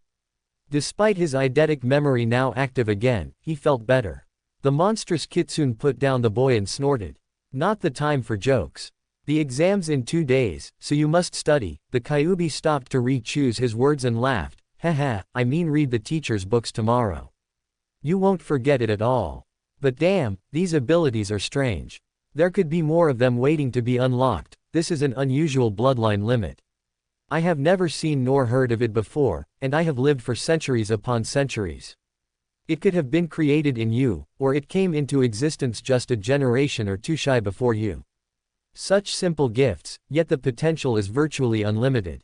The Kyuubi scratched his chin, now getting increasingly worried about the bloodline thief that was gunning after his container. You can leave. I'm tired. The Kyuubi yawned and settled down with his head on his hands. Kyuubi, the boy said hesitantly. The kitsune said tiredly, half opening a bloodshot eye. Thanks. You know, for everything. I'm gonna make sure that we find him and end the guy that killed my parents and got you sealed in me. I owe you that much, at the very least. Yeah, sure. You're welcome and all that emotional shit. Now let me rest. With a curt nod, the boy disappeared out of the mindscape, figuratively leaving the Kyuubi by himself. I never could understand that boy. Maybe I need some of his understanding ability, the Kyuubi muttered under his breath. On the outside of the seal, Naruto opened his eyes and waited for them to adjust to his overhead light, although he subconsciously believed that they attuned far more quickly than they usually did. He sighed tiredly with a hint of frustration in it. Yeah, I remember, especially when I got memory. Is it a blessing, or a curse? Making his way to the bathroom, he took off his goggles and looked over his still aching forehead in the mirror. There were 3 concentric circles there. 2 small arrows pointing to the east and west passed through the first circle. They had kanji in the circle at the back end of the arrow that said, understanding, and memory, respectively. But there was a new one that the boy beheld. There was an arrow that passed through the first and second circle. The kanji was, focus. Chapter 9. Sasuke had woken up a bit surly. He had planned to find out what the dobi had hidden under his goggles, or what was important about it. But Naruto had failed to attend the academy. Was he avoiding Iruka? No, that's stupid. In the past when he pranked Iruka in the morning, Naruto would come back to class in the afternoon. Why? The genin exam is in 2 days. He has to come today, if not tomorrow. Or he'll fail. Yes. Today's the day. I'll find out, one way or another. Even he himself didn't know why he was letting himself think or obsess over something so trivial, but it did occur to him that it was likely due to the fact that he was bored, and the academy itself was humdrum. He suspected that he was at the top not only because of his prestigious clan, but also because he practiced the most when he was at home, and he was the only one who did, save for a few like Shino and Kiba. The latter was probably practicing his clan's taijutsu all the time, which would explain his dismal grades. But the tests were also tied in with practical knowledge, like shuriken throwing angles. That's why Sasuke reasoned that he was at the top. Just by training, he went about his hygienic duties and prepared his breakfast. While eating, he thought of the final exam. Perhaps it wouldn't hurt to go over a book or two, in the event that he got a couple of irrelevant history lessons. What was he supposed to do, throw around useless history facts instead of shuriken? How would that kill his older brother? Regardless, his patience tested, Sasuke read. After finishing up, he left his house to make his way from the Uchiha compound to the academy. Along the way, he was greeted as usual. Ohayo, Sasuke-san. Hello, Sasuke-sama. This was the typical greeting from the civilian Uchiha. They could not reproduce the prized Sharingan that was sought after by the village. They disliked him, he presumed. The villagers in general kept calling him the last loyal Uchiha, as if the civilian ones didn't even exist. His brother had murdered all that were capable of using or reproducing the Sharingan. Those civilians mattered somewhat to Sasuke. At least for now anyway. Until his own Sharingan activated, he was one of them. He would play along with their hidden snide. Ohayo, he answered. As soon as his Sharingan activated, his brother was going to be in a whole lot of trouble. X equals 497, 498, 499, 500. He pushed off one last time off his hands into a squat, then rolled backwards over the lateral side of his right arm. In the final moment of the occurrence, he backflipped neatly, landing on the balls of his feet on the very edge of the roof of his apartment building. Perfect. And that's that. Tomorrow's the exam. What are your plans for the day? I'm sure you don't expect to just walk up to the teacher and ask politely for his notes, do you? Actually, that's exactly what I expected to do. The boy's sweat dropped. Anyway, I've been thinking. You think? Didn't I warn you about that? Naruto grumbled heatedly to himself. Once again, the Kyuubi was acting like a pain in the I have, understanding, again, okay. Damn, I know I acted like an idiot for the past few years, but it's over now. I guess so. You even entered the mindscape almost as soon as you felt like it. Focus, seems mediocre at first, but now I'm thinking of the possibilities. You could even perfect mind over matter. To think, you could be tortured and you would be able to whistle through it all, simply by having your concentration elsewhere. Yeah, true. But I don't intend to get tortured anytime soon. Anyway, I've been thinking about the genin exams. Go on. The Kyuubi was curious. It all boils to 200. At this, the Great Fox was confused. That didn't happen often, and certainly not within the past couple of years. He prompted the boy to explain, and Naruto obliged him. Exam results. Think about it. It all comes to 200. In the exams, they determine team placements by combined scores. They place the top 2 of the class with the bottom of the class. It's like a sum to 11. 1 plus 10 equals 11. 2 plus 9 equals 11. 3 plus 8 equals 11 and so on. I understand. The top 2 best in the class plus the last is like adding 100 plus 100 plus 0. As it gets closer to the middle, you would see something like 90 plus 90 plus 20 or 70 plus 70 plus 60. A sum to 200. In other words, Sasuke plus Sakura plus you equals shit. The Kyuubi now realized what his container was driving at. Yeah, it worries me too, especially having to go on a team with Sasuke, even though I really don't mind Sakura that much despite how punch-happy she is. But think about it. We could use this knowledge to manipulate who we could want as a team. Naruto was growing excited, but his mind did not wander thinking of the possibilities. Naruto went about his normal hygienic activities while he kept up the discussion. Let's see. Using numbers, without counting those ordinary civilian ninjas. They have nothing notable. They all average out each other. Sasuke, 95. Sakura, 95. Shino, 90. Hinata, 90. Ino, 80. Choji, 80. Shikamaru, maybe 30 or 40. Kiba, 20. Me, 10. Naruto snorted while Kyuubi laughed out loud. You had it coming, boy. What with falling asleep in truancy in the mornings and whatnot. You know it wouldn't have made sense anyway. My memory sucked at the time. True. But you could have taken notes. We're straying from the issue. By now, Naruto had donned his new outfit. It's safe to say that the Uchiha and Haruno will be a team. In Izuka, Aburame and Hyuga will be on another, and the last team will be a repeat of Ino Shikacho, being comprised of Yamanaka, Nara and Akamichi. Let's see. The members of Ino Shikacho are out. Besides, one's perpetually lethargic, one needs to constantly eat to store fat and has no stamina to support his weight in Ino, he grimaced. Gives blondes a bad name. Oh, as if you were any better. He ignored the jab at his intelligence. I don't want the stuck-up Uchiha on my team, and I guess I don't want Sakura on my team after all. That leaves Kiba, Shino and Hinata. You should definitely go for the Hyuga. She obviously likes you enough to visit you when no one else would. The Kitsune did not mention that the girl was infatuated with him though. He was content to let his container figure it out. He would simply count the days it took him before he realized, starting with today. It still didn't appear likely, and the Kyuubi low-key got the feeling that Hinata would have to yell it into his face. I guess that part about Hinata makes sense. That leaves Inuzuka and Aburame. Shino seems to be the most chill out of all of us, and he's pretty smart too.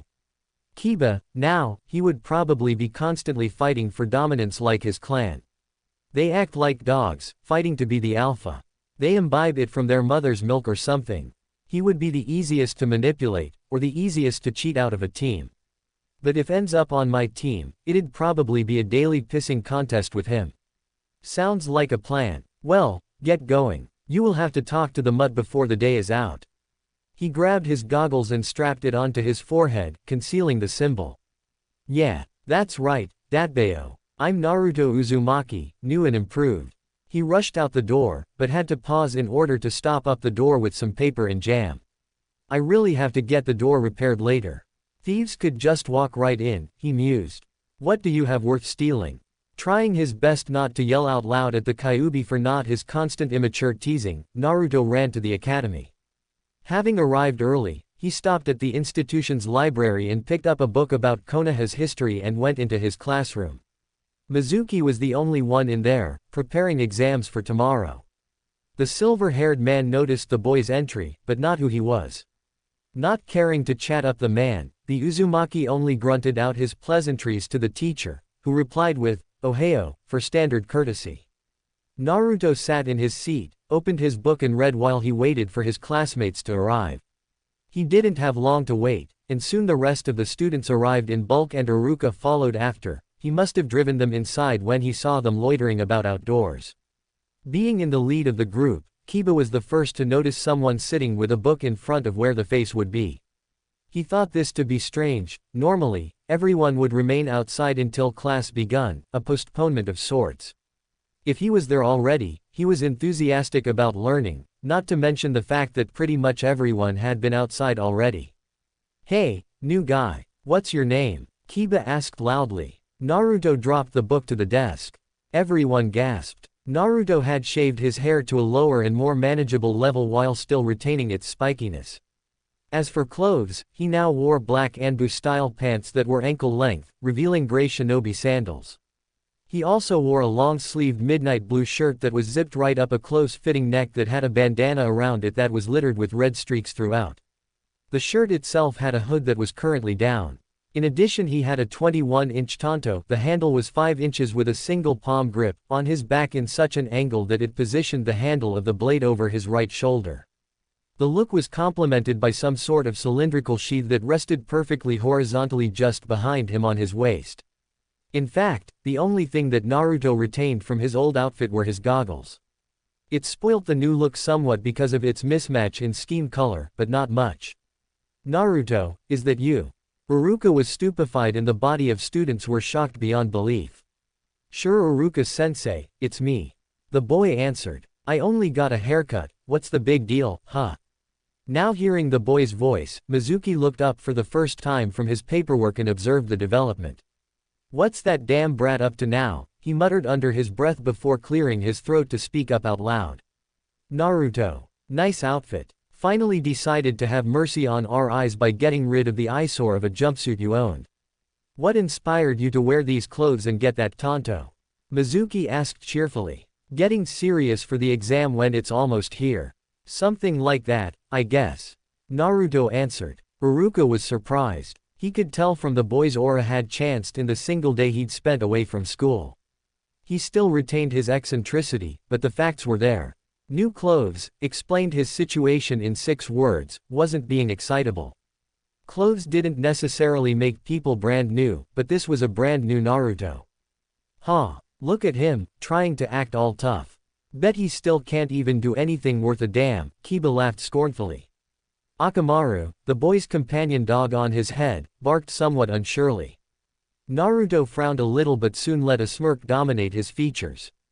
Haha, hey Q, I just found a way to manipulate the Inu here. It's convoluted, yet simple. It can't lose. What is it? The fox was now interested. Naruto was becoming increasingly clever, he could admit that. But the day when Naruto's intelligence exceeded his might be soon upon him. Think. He's very arrogant, like most Inuzukas are, but they're primarily taijutsu specialists. If he loses a taijutsu match, he'll try to mend his pride by investing all his time to improve on it only, so he could win a grudge rematch. He won't cram for the written exam so he'll fail that. Even if he gets perfect marks in taijutsu and the 3 academy jutsus. He'll still barely pass, but in dead last. He'll still barely pass, but in dead last. They finished at the same time. I'm proud. I would have tried to do something more sly and painful, but you do something less underhanded that will also teach that mutt a lesson, the beast said in amazement. I forgot how smart you were. Why the hell did we suppress your abilities in the first place, anyway? Yeah, now let's see if we can cut him down to size. Is that so? I can't do anything worth a damn. How about a taijutsu match then? He asked the Inuzuka, already knowing what the end result would be. Who do you think you're talking to, dead last? Kiba jested. The other students now began laughing at the whiskered boy, boosting the Inuzuka's ego. I'm talking to an Inuzuka mutt with dog breath. Or is he gonna run away with his tail between his legs? Naruto now turned the students against Kiba, and they all, oohed, when heard his comeback. Say Iruka-sensei, it's alright, isn't it? It'll help us prepare for tomorrow and you weren't gonna teach anything today just before the exam, were you? Naruto asked. No Naruto. Just revision. But I still don't approve. Iruka remarked with a resigned groan. I say let them go at each other. Can't last longer than 15 minutes. So long as they pay attention in class for the rest of the day, I've no qualms. Mizuki gave out his opinion. Hey, shouldn't last more than 15 seconds. Inuzuka is going to rip the little shit to shreds, especially now since he's angry. Should be fun to watch. He thought. Alright, I guess that's true, Yumino conceded. He still didn't want this to proceed, but he really didn't have a choice.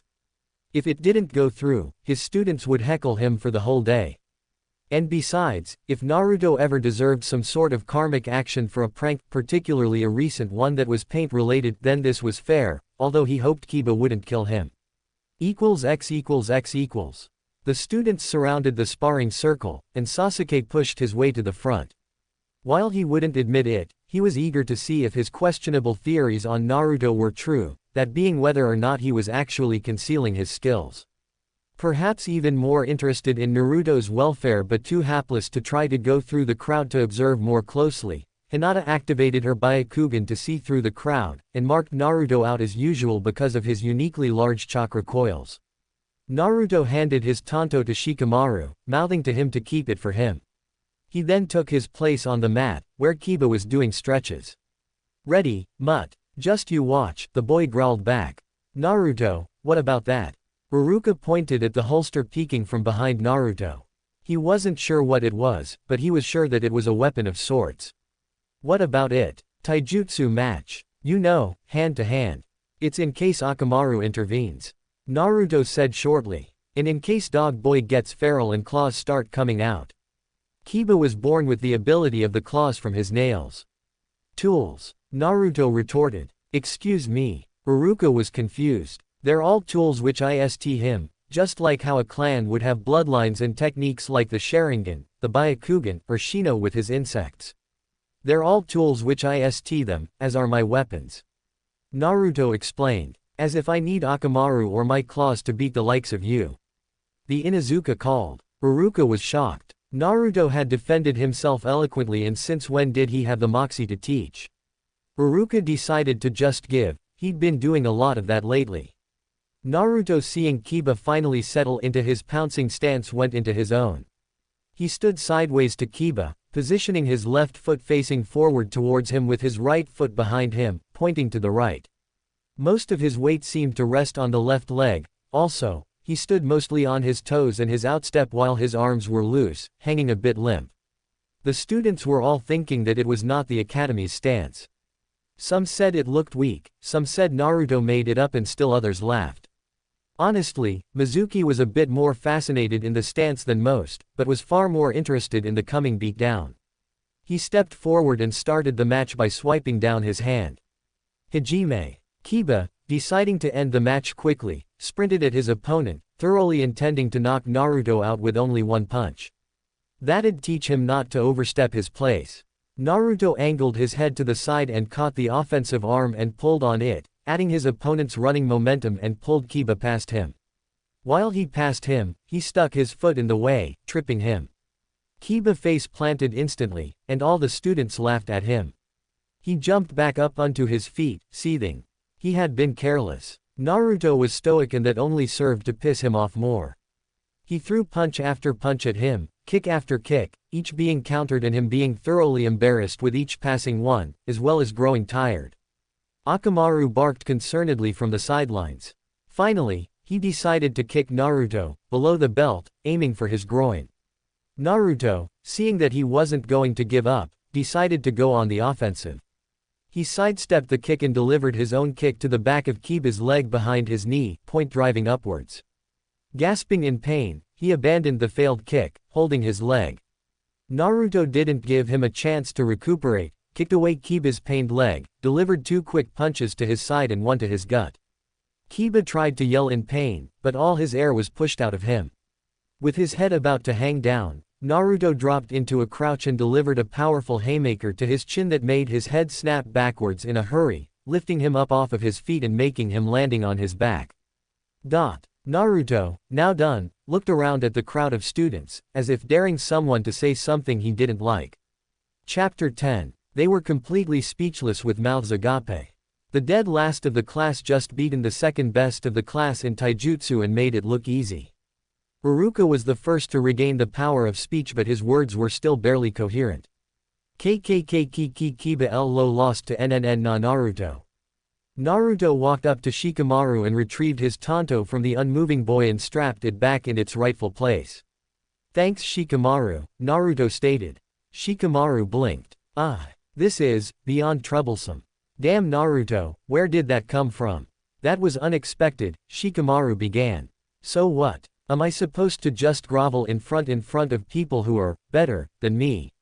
He's supposed to beat me in a match because I'm a dead last. He retorted angrily. I have at least twice as much potential as everyone else. He added in his mind. So true. That was a hard hit though. We still actually need the brat to take the exams tomorrow. Shikamaru silently stared at the boy in front of him. The boy's eyes seemed to slightly glaze over whenever he thought to himself, as it were the case now. It was almost as if he were talking to someone. Naruto is such an enigma. Naruto sighed as he re-grounded himself in reality. Sorry for my outburst Shikamaru. No, I'm sorry. I didn't mean it that way though. It's just that, you normally suck. And now, you don't. How do I put this? Shikamaru stumbled. I get it. With that said, Naruto turned on his heel, walked off back to class. Not sure what to do anymore, the Nara followed shortly afterwards. It was only after the two boys left that everything erupted into chaos. What the hell just happened? The dead last beat him. Kiba lost. Roanna, you bet me 15 Ryo that Kiba would win. Pay up. Mizuki slipped away, no doubt to do some serious thinking about what he just saw. That left Iruka to clean up the aftermath. Hey, the Dobi did it. That's more evidence that points to him knowing and being capable of more than he lets on. Perhaps I'll find out something more under those goggles. After all, even with his new outfit, he kept his goggles on. There has to be a legitimate reason. Sasuke thought, walking off to sit under a tree to watch the development. Perhaps someone may even unconsciously yell a viable theory as to how and why Naruto won. Surprising. It's almost as if it's a brand new Naruto. He gives off a more confident and serious vibe and he sounds refined.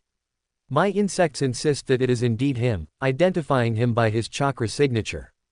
This requires more information. Was he holding back or acting irrationally on purpose? He couldn't have amassed the skills to beat a taijutsu brawler like Kiba in just a day, or even a month when Kiba has practiced every day even before attending the academy. He had to have been receiving special tutoring for some time. But why would he hide his skills? To what end? The stoic bug user remained unreadable to the outside world. But it was obvious that he was thinking of the match, who wouldn't be? Naruto-kun won. Hinata breathed a little easier. She had worried that Naruto would have gotten hurt and lost badly to Kiba.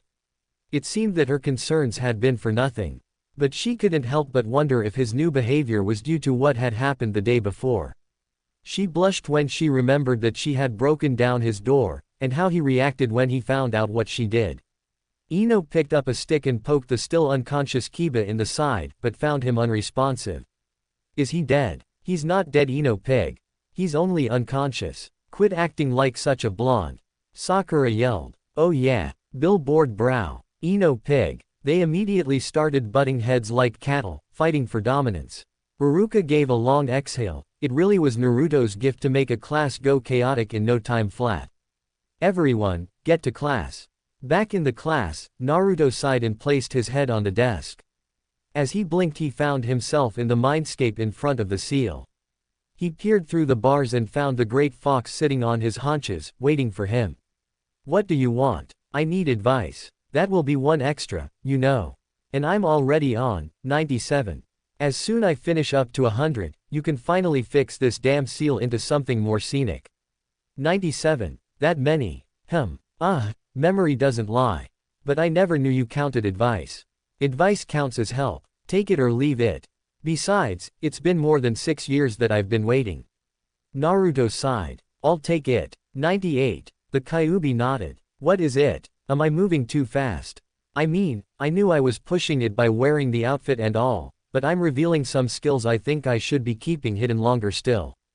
And I don't want Ito catching on to the fact that I'm not a dunce anymore. The guy still wants my bloodline. Frankly, those skills you showed weren't overcomplicated. All you did was counter Kiba's attacks. Besides, those were his weaknesses. He didn't realize that he was the only one attacking, not to mention the fact that his attacks were just attacks with muscle. They lacked any real direction or preceding thought.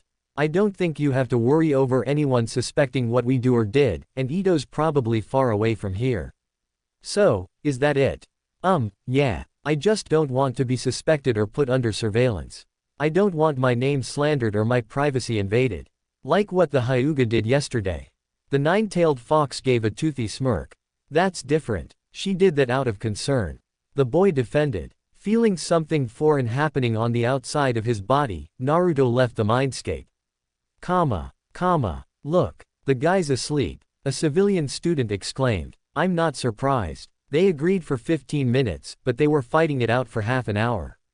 His friend replied. Hey, I'm grateful. That's a half hour I don't have to listen to Iruka-sensei's lecture. I don't look at it that way. I look at it as a half hour of sleep lost. The boys laughed but were rudely pushed out of the way by a certain Uchiha. Out of my way. Hey, watch it. Geez, what a prick. The raven-haired youth ignored the boys whom he had affronted. He looked to the Uzumaki who seemed asleep. Perfect. This was likely an opportune time to remove those damned goggles. His curiosity had reached its peak when he replayed the fight in his mind and realized that whenever Naruto would be harmed in the face he took more precautions to protect it than even his weakest vital areas. What aspiring ninja would do that? Shouldn't your vitals be the most guarded? He reached up to the sleeping boy and lifted his head with one hand. Unresponsive. Must be a heavy sleeper. How pathetic. Sasuke-kun, what are you doing? Ino asked. The Uchiha did not answer as he grasped the boy's goggles with his free hand and started to pull it off. Naruto's eyes opened all of a sudden and grabbed Sasuke's offending hand. What do you think you're doing, Uchiha? He bit out, already more than just a bit upset. I'm taking your goggles off. What does it look like I'm doing? The boy replied arrogantly. They're mine, so shove off. Naruto stood up and gave him a slight push away from himself. Try that again and I'll break your arm. He could still be an idiot. I could just ask him. Sasuke thought. Can I look them over? He asked. No. Sentimental value. The Uchiha said something he never thought he'd say. Please. He strained. Sorry, no. Naruto was shocked to hear the Uchiha showing courtesy. Perhaps there was hope for him after all. Naruto baka, just give Sasuke-kun the stupid goggles. Sakura yelled at the blonde-haired boy and attempted to punch him in the head. He perceived the attack and in the time it took to connect, he debated on whether or not to let her him. After hesitating, he allowed her to, and it struck in the same spot where she always battered him in the past. Regardless, he didn't flinch, and his head didn't budge. She was surprised at the circumstance that he didn't cry out or keel like he usually did, and only stared at her with a countenance of mixed emotions, that being disappointment, anger and, strangely, relief. It hurts, you know, he said quietly. But you don't know anything about me other than my name, but you're always hitting me. I liked you, Sakura. Liked, he repeated, adding emphasis to his usage of past tense, and even if you're not sorry, I am. We were shallow, and both fools. His strange expression soon twisted into a glare, and Sakura, who was still trying to process his message, winced and backed away when she saw it. I'm not anymore, and I hope you change too. Until then, never touch me again. Still not fully able to sort out what he meant, she still managed to understand the threat and retreated from him quickly. Things were quiet for the rest of the day. Quiet and inexplicable. X=X=X. What should we work on, Kyuubi? The exam's tomorrow. The best thing would be to study. I have that in the bag. All I have to do is to answer a few questions.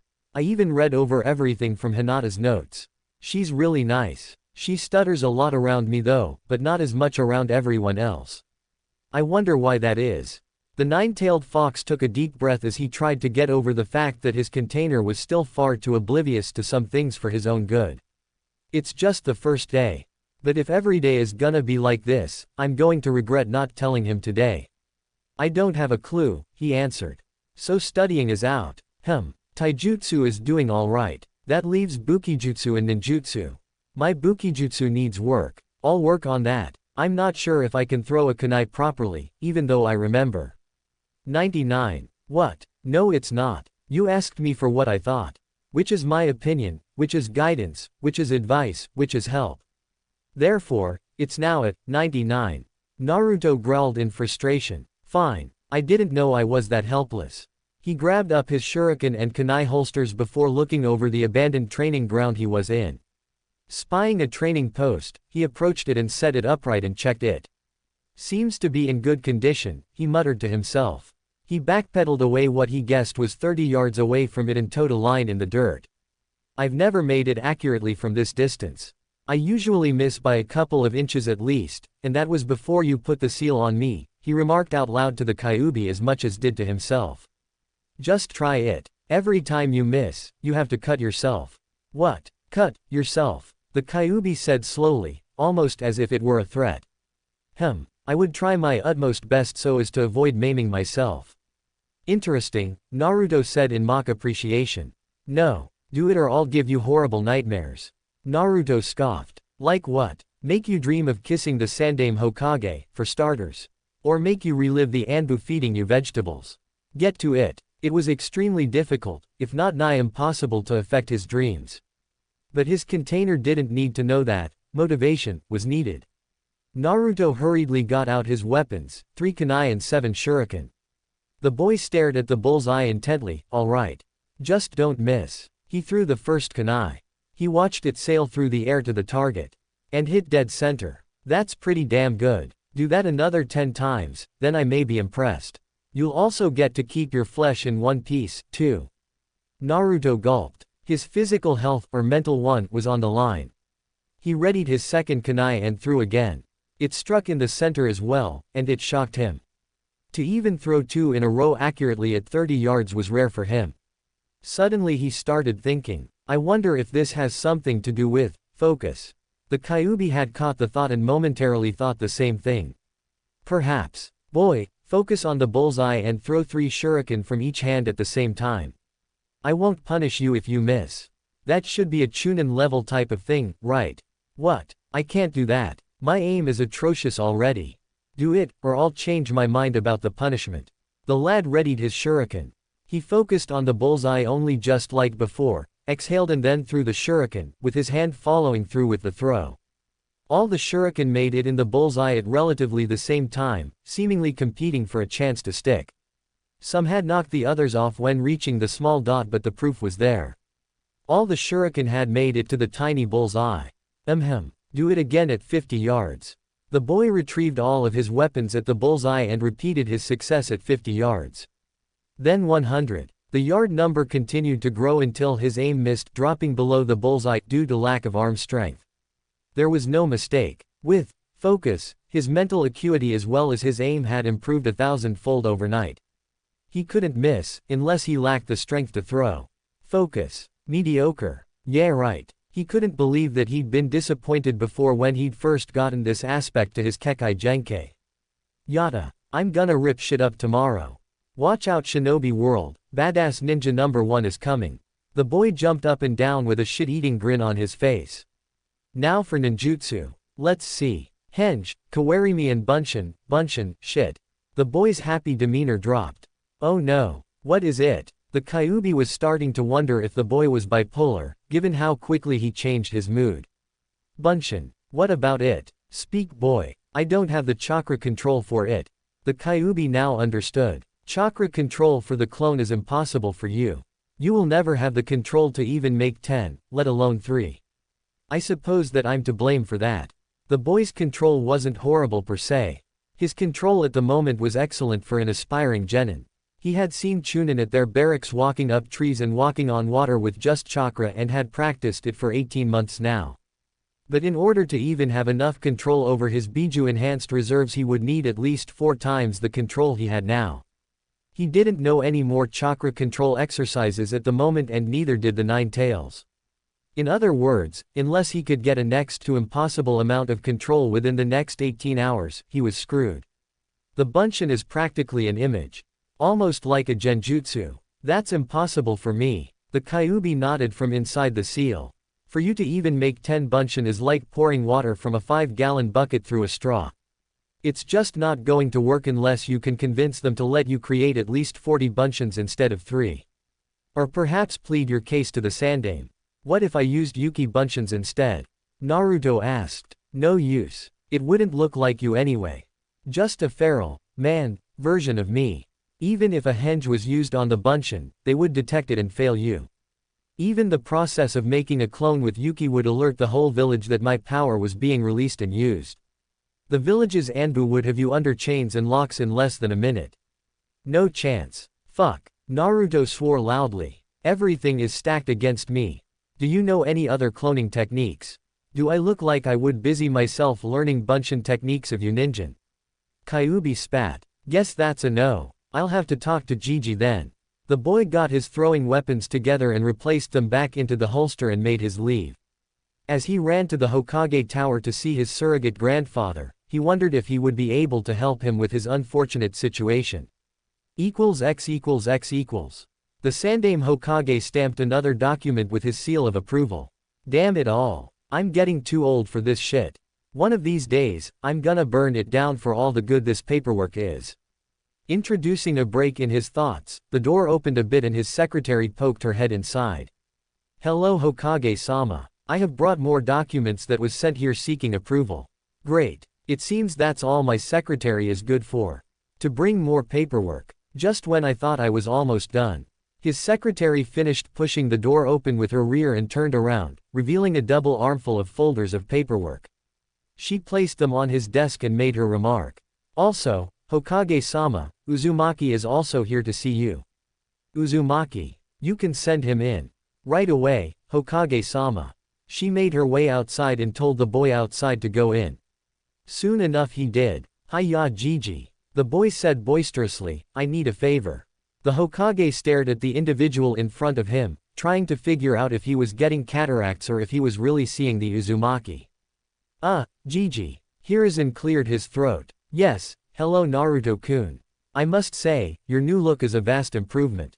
Congratulations. What inspired the change? The boy faltered a little before composing himself.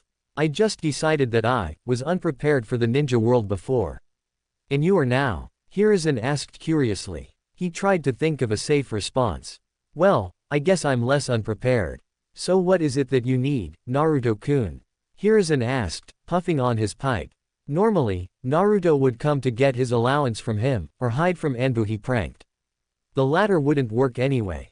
But he had to concede the truth. If Naruto used his allowance to buy his new gear, it was money well spent. It's about the exams tomorrow. What about them? I can't do the Bunshin no Jutsu, Gigi. How so? Are they not battle viable, or that you can't make number necessary? He knew the actual problem. He was actually testing Naruto's knowledge of his handicap. I don't have the necessary chakra control to make only a few. I have to make dozens. If I don't, the jutsu will be far from sufficiently successful, Naruto explained. Basically, those academy teachers want something that I can't give. Sarutobi studied the whiskered boy in front of him. His vocabulary has improved, as well as his knowledge of his drawbacks. He's also more settled and refined, somewhat. He's matured, but when? Is it due to his childhood abuse that sped it up?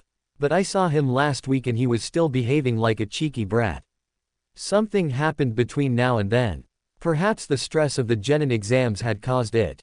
But he's normally too headstrong to ask for help. I wonder. I'm sorry Naruto. There are no known control exercises that could help, at least, none that can work overnight, not to mention that there's a reason why Junin don't perform that particular jutsu.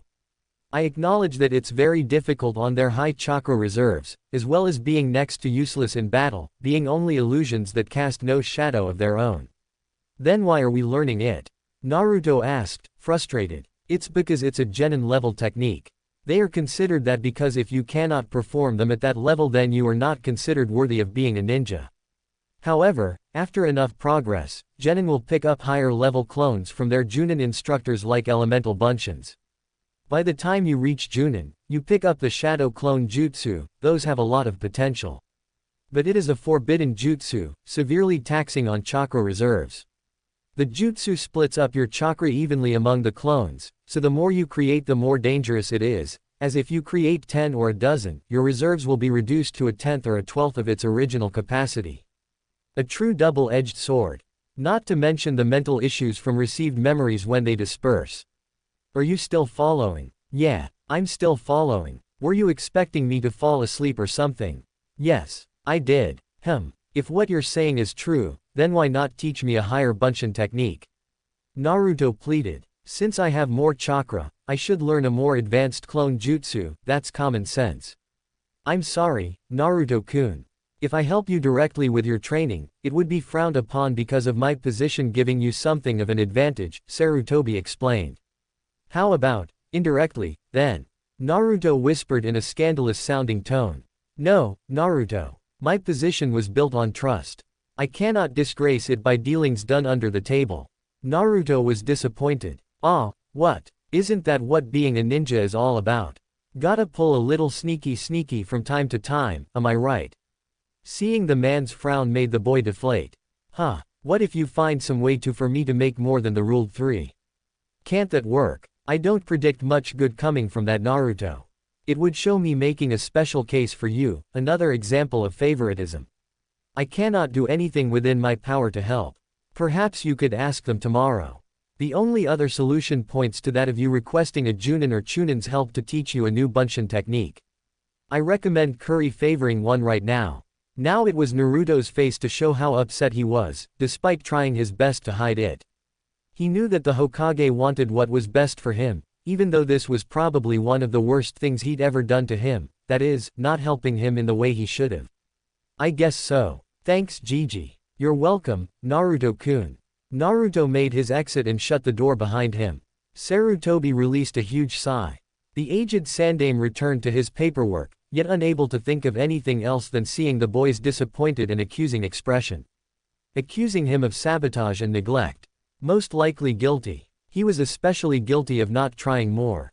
X equals X equals. Well, at least you tried.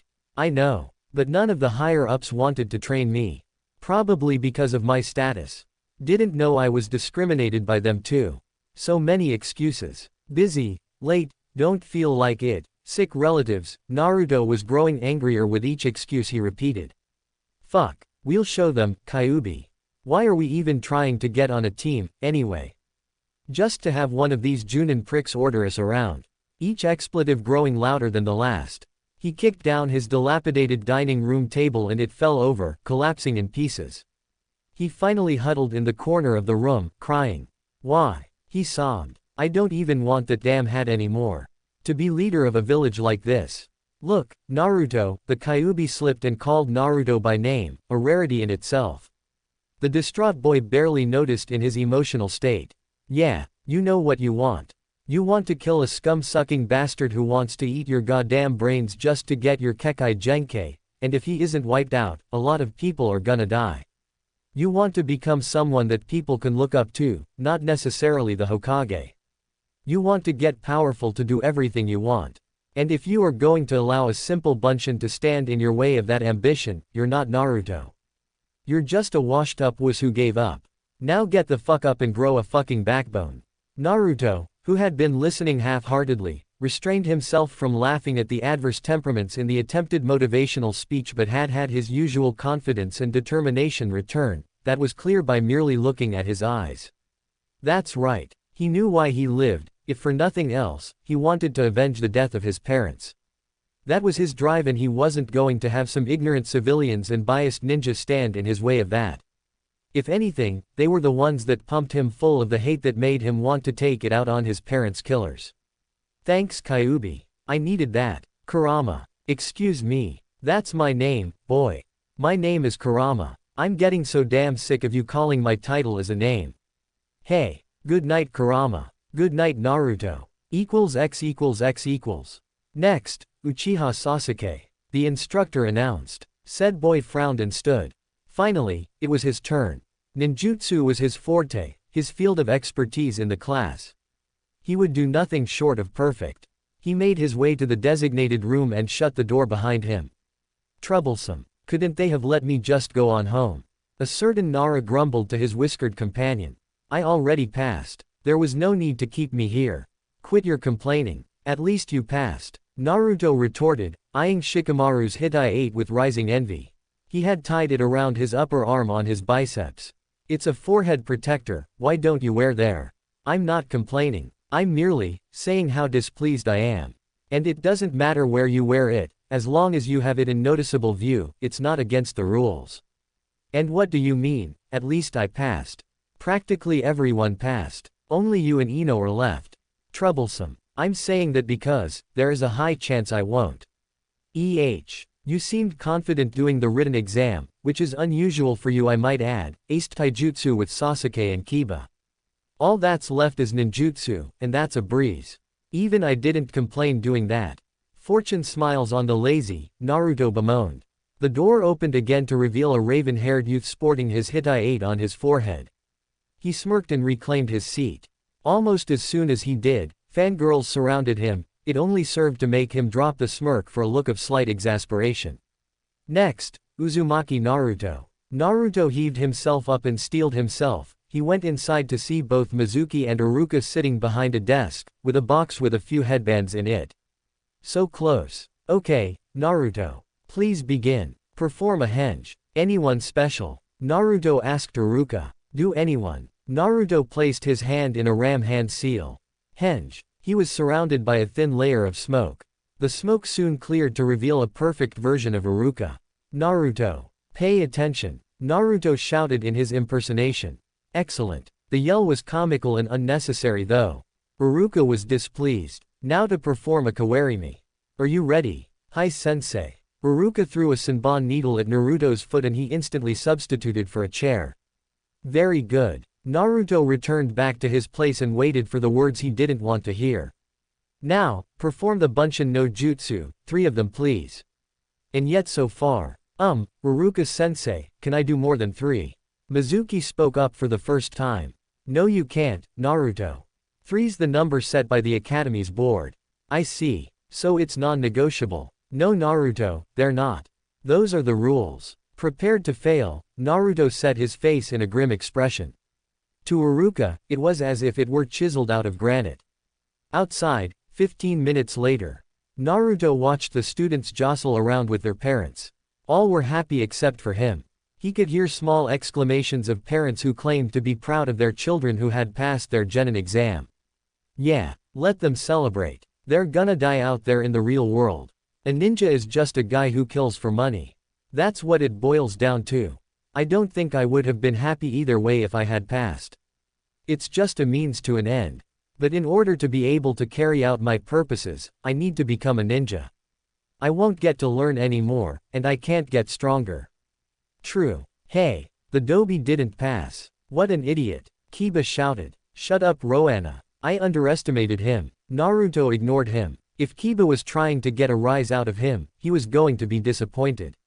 He wasn't going to start up any shenanigans, but if Kiba wanted to, he was going to put a stop to it. Hey dead last. Can't make a simple bunshin.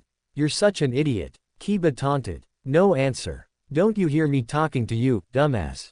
Still no answer. Kiba stomped up to Naruto and grabbed Naruto's shoulder. The Uzumaki took a deliberate deep breath in an effort to calm himself and failed. He'd had a very trying day. Take your hand off of my shoulder, Kiba. Naruto growled. He knew that it wasn't really Kiba's fault why he was acting like this. He was probably only feeling hyped up because he passed the exam and Naruto didn't, and he took it as a sign that he was actually better than Naruto at taijutsu and was aching for a rematch without any consideration for the means. Oh yeah, what are you going to do about it, dead last? Naruto grabbed the handle in his short holster. He was about to pull out the yet-to-be-discovered weapon out of it when he heard Mizuki's voice. Oi, Naruto, I want to have a word with you. He yelled, walking up to said boy. Inuzuka, go on home. I can still renounce your ninja status you know. It's still early. Huh? The boy asked to clarify. He means it's not too late to take back your headband from you, mongrel, Naruto scoffed. What was that? Kiba yelled. Enough. Mizuki ordered. Kiba, leave. Kiba grudgingly let Naruto's shoulder go and left with his friends. He glanced back at Naruto with hate in his eyes as if to say, this isn't over. Naruto had a bored look in his eyes that spoke volumes of indifference. He turned his attention back to his teacher. What is it, Mizuki-sensei? Mizuki grinned. There is a way to still become a genin. A secondary exam, if you want to call it that. X equals X equals. Naruto landed on the branch neatly and leapt off to another in a ninja dash through the trees. He was doing rather well, he supposed. The better his time, the more time he had to read over the scroll. The Kyuubi caught the thought. You, of course, know that this is a trap. I know. But I'm sure you know why I went through with this. Hi. If you get caught, just blame it on the teacher and childish ignorance. Kurama, with my abilities, I can just read over the scroll and understand everything. With my memory, I'll remember everything, training myself for a long time. Nothing will go wrong. The Kyuubi did not answer. Nothing was going right. You just had to laugh at him, didn't you? It was funny. You are the nine-tailed fox. He yells at me. I mean, I know about you for what, 4 or 5 years now. What did he expect me to do, keel over in shock and cry? And he accused me of being you. Naruto had to cover his mouth to keep from laughing out loud. Probably. But he is about to kill Iruka. You should do something though. Which technique have you learnt already? I learnt the shadow clone jutsu, elemental clones and exploding clones. Wait a minute. Naruto grew a huge grin that threatened to split his face in two. Bunshin Daibakua. I worry if you are still sane. Shut up Mizuki-tem. He's not like that. Yumino yelled, panting for breath. I'm gonna put you out of your misery, Iruka. You're only leading a pathetic existence, being a teacher to brats. Lord Orochimaru was right. This village is waste of land space. It ought to be destroyed, with the way paved for something more glorious. Naruto peeked from around the tree. Mizuki stood with a Fuma shuriken over Iruka who was struggling to even get to his knees. It did not look like an ideal situation for Iruka. That's it. I'm intervening. Naruto grabbed the handle of his tanto. Don't kill Mizuki. It seems that he might have information on Orochimaru. The Nine Tails warned. This is going to be a whole lot harder if I'm not going for a killing blow. How am I supposed to beat a Chunin? Naruto grabbed his mystery holster. Just do it. If I think you're going to lose, I'll help you by using the feral state. Naruto created a cage bunshin next to him and told it to henge into the Hokage. Go flank around, he whispered. The clone left to do as it were told as Naruto jumped out of the tree to land before the Chunin. Oi, Mizuki, so you think I'm the Kyuubi, huh? He yelled at the betrayer. What? You should have just run away, brat. He yelled back, momentarily stopped in his process of disposing of Iruka. If you really think I'm the nine-tailed fox demon, shouldn't you be running away? Oi, Kurama, I need some help with killing intent. The Biju complied and channeled his concentrated killing intent at the ninja criminal to the point that of making him fall to his knees, but he fought it, soon regaining control of his legs. I'm used to Lord Orochimaru's killing intent. Yours doesn't even come close. Mizuki strained through gritted teeth. Naruto frowned. Damn, maybe it's because Kurama has to channel it through me, the reasons it's not as strong as it should be. Mizuki, what is the meaning of this? What are you doing with Iruka-san? The silver-haired Chunin paled when he heard the Hokage's voice. He turned around slowly to see Hiruzen, frowning like a thundercloud. After looking closer, Mizuki did a bit of a double-take and grinned. Nice try, Naruto. I see that it's just a henge. But even so, how did he do that? He can't do a bunshin and bunshin can't talk or be hidden under henge. He must have learnt a bunshin technique from the scroll. But which one's a clone? He took two kunai and threw them at blurring speeds at both Narutos. Both exploded into smoke. One into nothing, one into a log. HN. Cage bunshin. Impressive. But I'm a Chunin. You're not even a genin. He yelled, looking up into the trees. He got no answer to his taunt. If you don't come back, I'll kill Iruka. He still heard nothing except for a stray owl, hooting its cry. Deciding to make good on his threat, he looked down again while taking out a kunai. He gawked. Iruka wasn't there. What's the matter? The ethereal-sounding voice seemed to come from everywhere. Where are you? I'm going to gut you like a fish. The Chunin yelled. All right, I'm coming, Naruto said, as if in multiple voices. We're all coming. Before Mizuki could react to the fact that Naruto referred to himself in plural third person, 50 clones came into the clearing. As if on cue, they all grasped the secondary weapons on their waists. They all withdrew the handles at the same time and swiped it down rapidly, the weapon extending itself into a telescoping baton. They aligned Naruto's taijutsu stance as they readied themselves. Mizuki was feeling overwhelmed, but he didn't let it show. Get him. The clones charged the traitor, bomb rushing him. Mizuki took out a kunai in each hand and prepared to defend himself. He swiped at the closest clone and he puffed away into smoke. Seeing a clone about to strike him in the face, he dropped to his knees, letting the clone strike another of his brethren. He threw one of his kunai at a very suspicious-looking clone that seemed inactive, smirking in satisfaction when he saw it bleed. All the clones dispelled. I knew you were the one. You didn't try to fight like everyone else. Mizuki walked up to the collapsed boy who was holding his chest. Mizuki readied his last kunai and chucked it at Naruto's throat, grinning in satisfaction when he saw the boy begin to bleed out. There was momentary pause before Naruto seemed to lose color in every fiber of his being before he fell apart into water. Water bunshin. Immediately following, an Iwa clone dropped out of the trees onto the baffled Chunin with only his knees onto Mizuki's shoulders and then dispersing into rocks, further injuring the man. With the silver-haired man crying out in pain, yet another voice sounded from behind him. Futon. Datapa. Wind release. Great breakthrough. A massive and powerful wind from a clone blew the man away towards the real boy. He couldn't stop his motion when he saw the Uzumaki take out his baton and tightened his grip on it. No. Mizuki realized what was about to happen.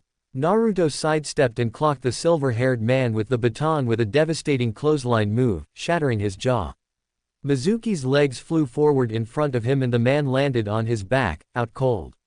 Naruto sighed. It was finally finished. He created some cage bunshin that each carried the man by a limb. He was joined by 2 more cage bunshin that had Iruka leaning on his shoulder and another who had the forbidden scroll of seals. They walked back to the village, not one word passing between them.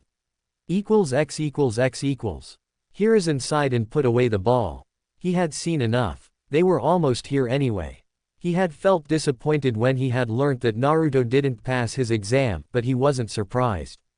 The genin exams were practically rigged against him and creating weak genin in the process. He couldn't help him. But somewhere along the line, he felt that he should have done more to help Naruto. But how did Naruto learn those fighting skills, the jutsu? Someone was helping him but he did not know who. Or rather, he did not know of anyone willing to teach the pariah of the village a jutsu of any kind. A few knocks came at the door. Hiruzen sighed. "Come in Iruka-san, Naruto-kun."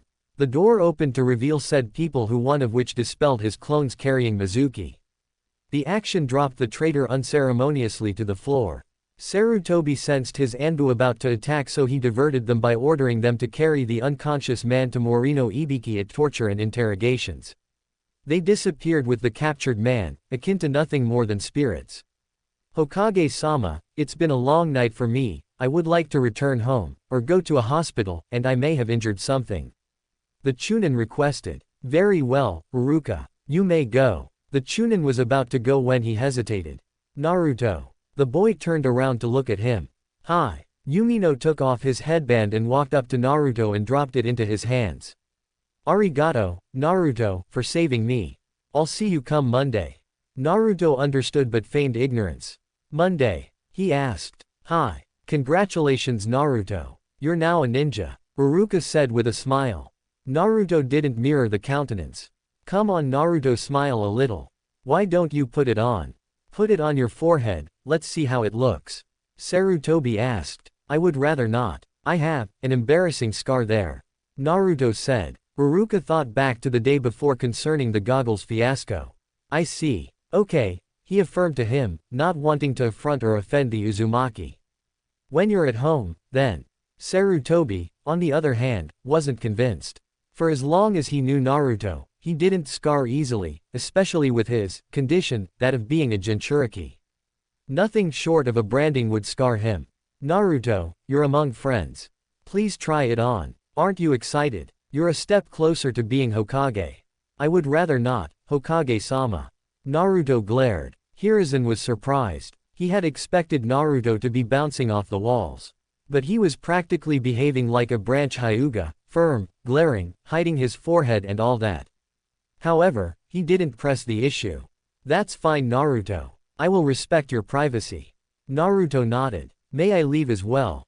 It's been ups and downs all day today, and I'm exhausted." Sarutobi frowned. "There's that attitude again. That would serve everyone well, Naruto. You may come in tomorrow at 10 am to report what happened." Naruto gave a slow nod. "All right, Hokage-sama. Tomorrow." Naruto left and shut the door behind him. As he left, Kurama shrugged inside the seal. "So you're a ninja now huh? I thought you would be doing cartwheels right now." "Not now, Kurama. I just want to sleep." And so he did, without even realizing he was being watched. Like a shadow, Ito followed him for a bit longer, before disappearing like the non-existent ghost he tended to be.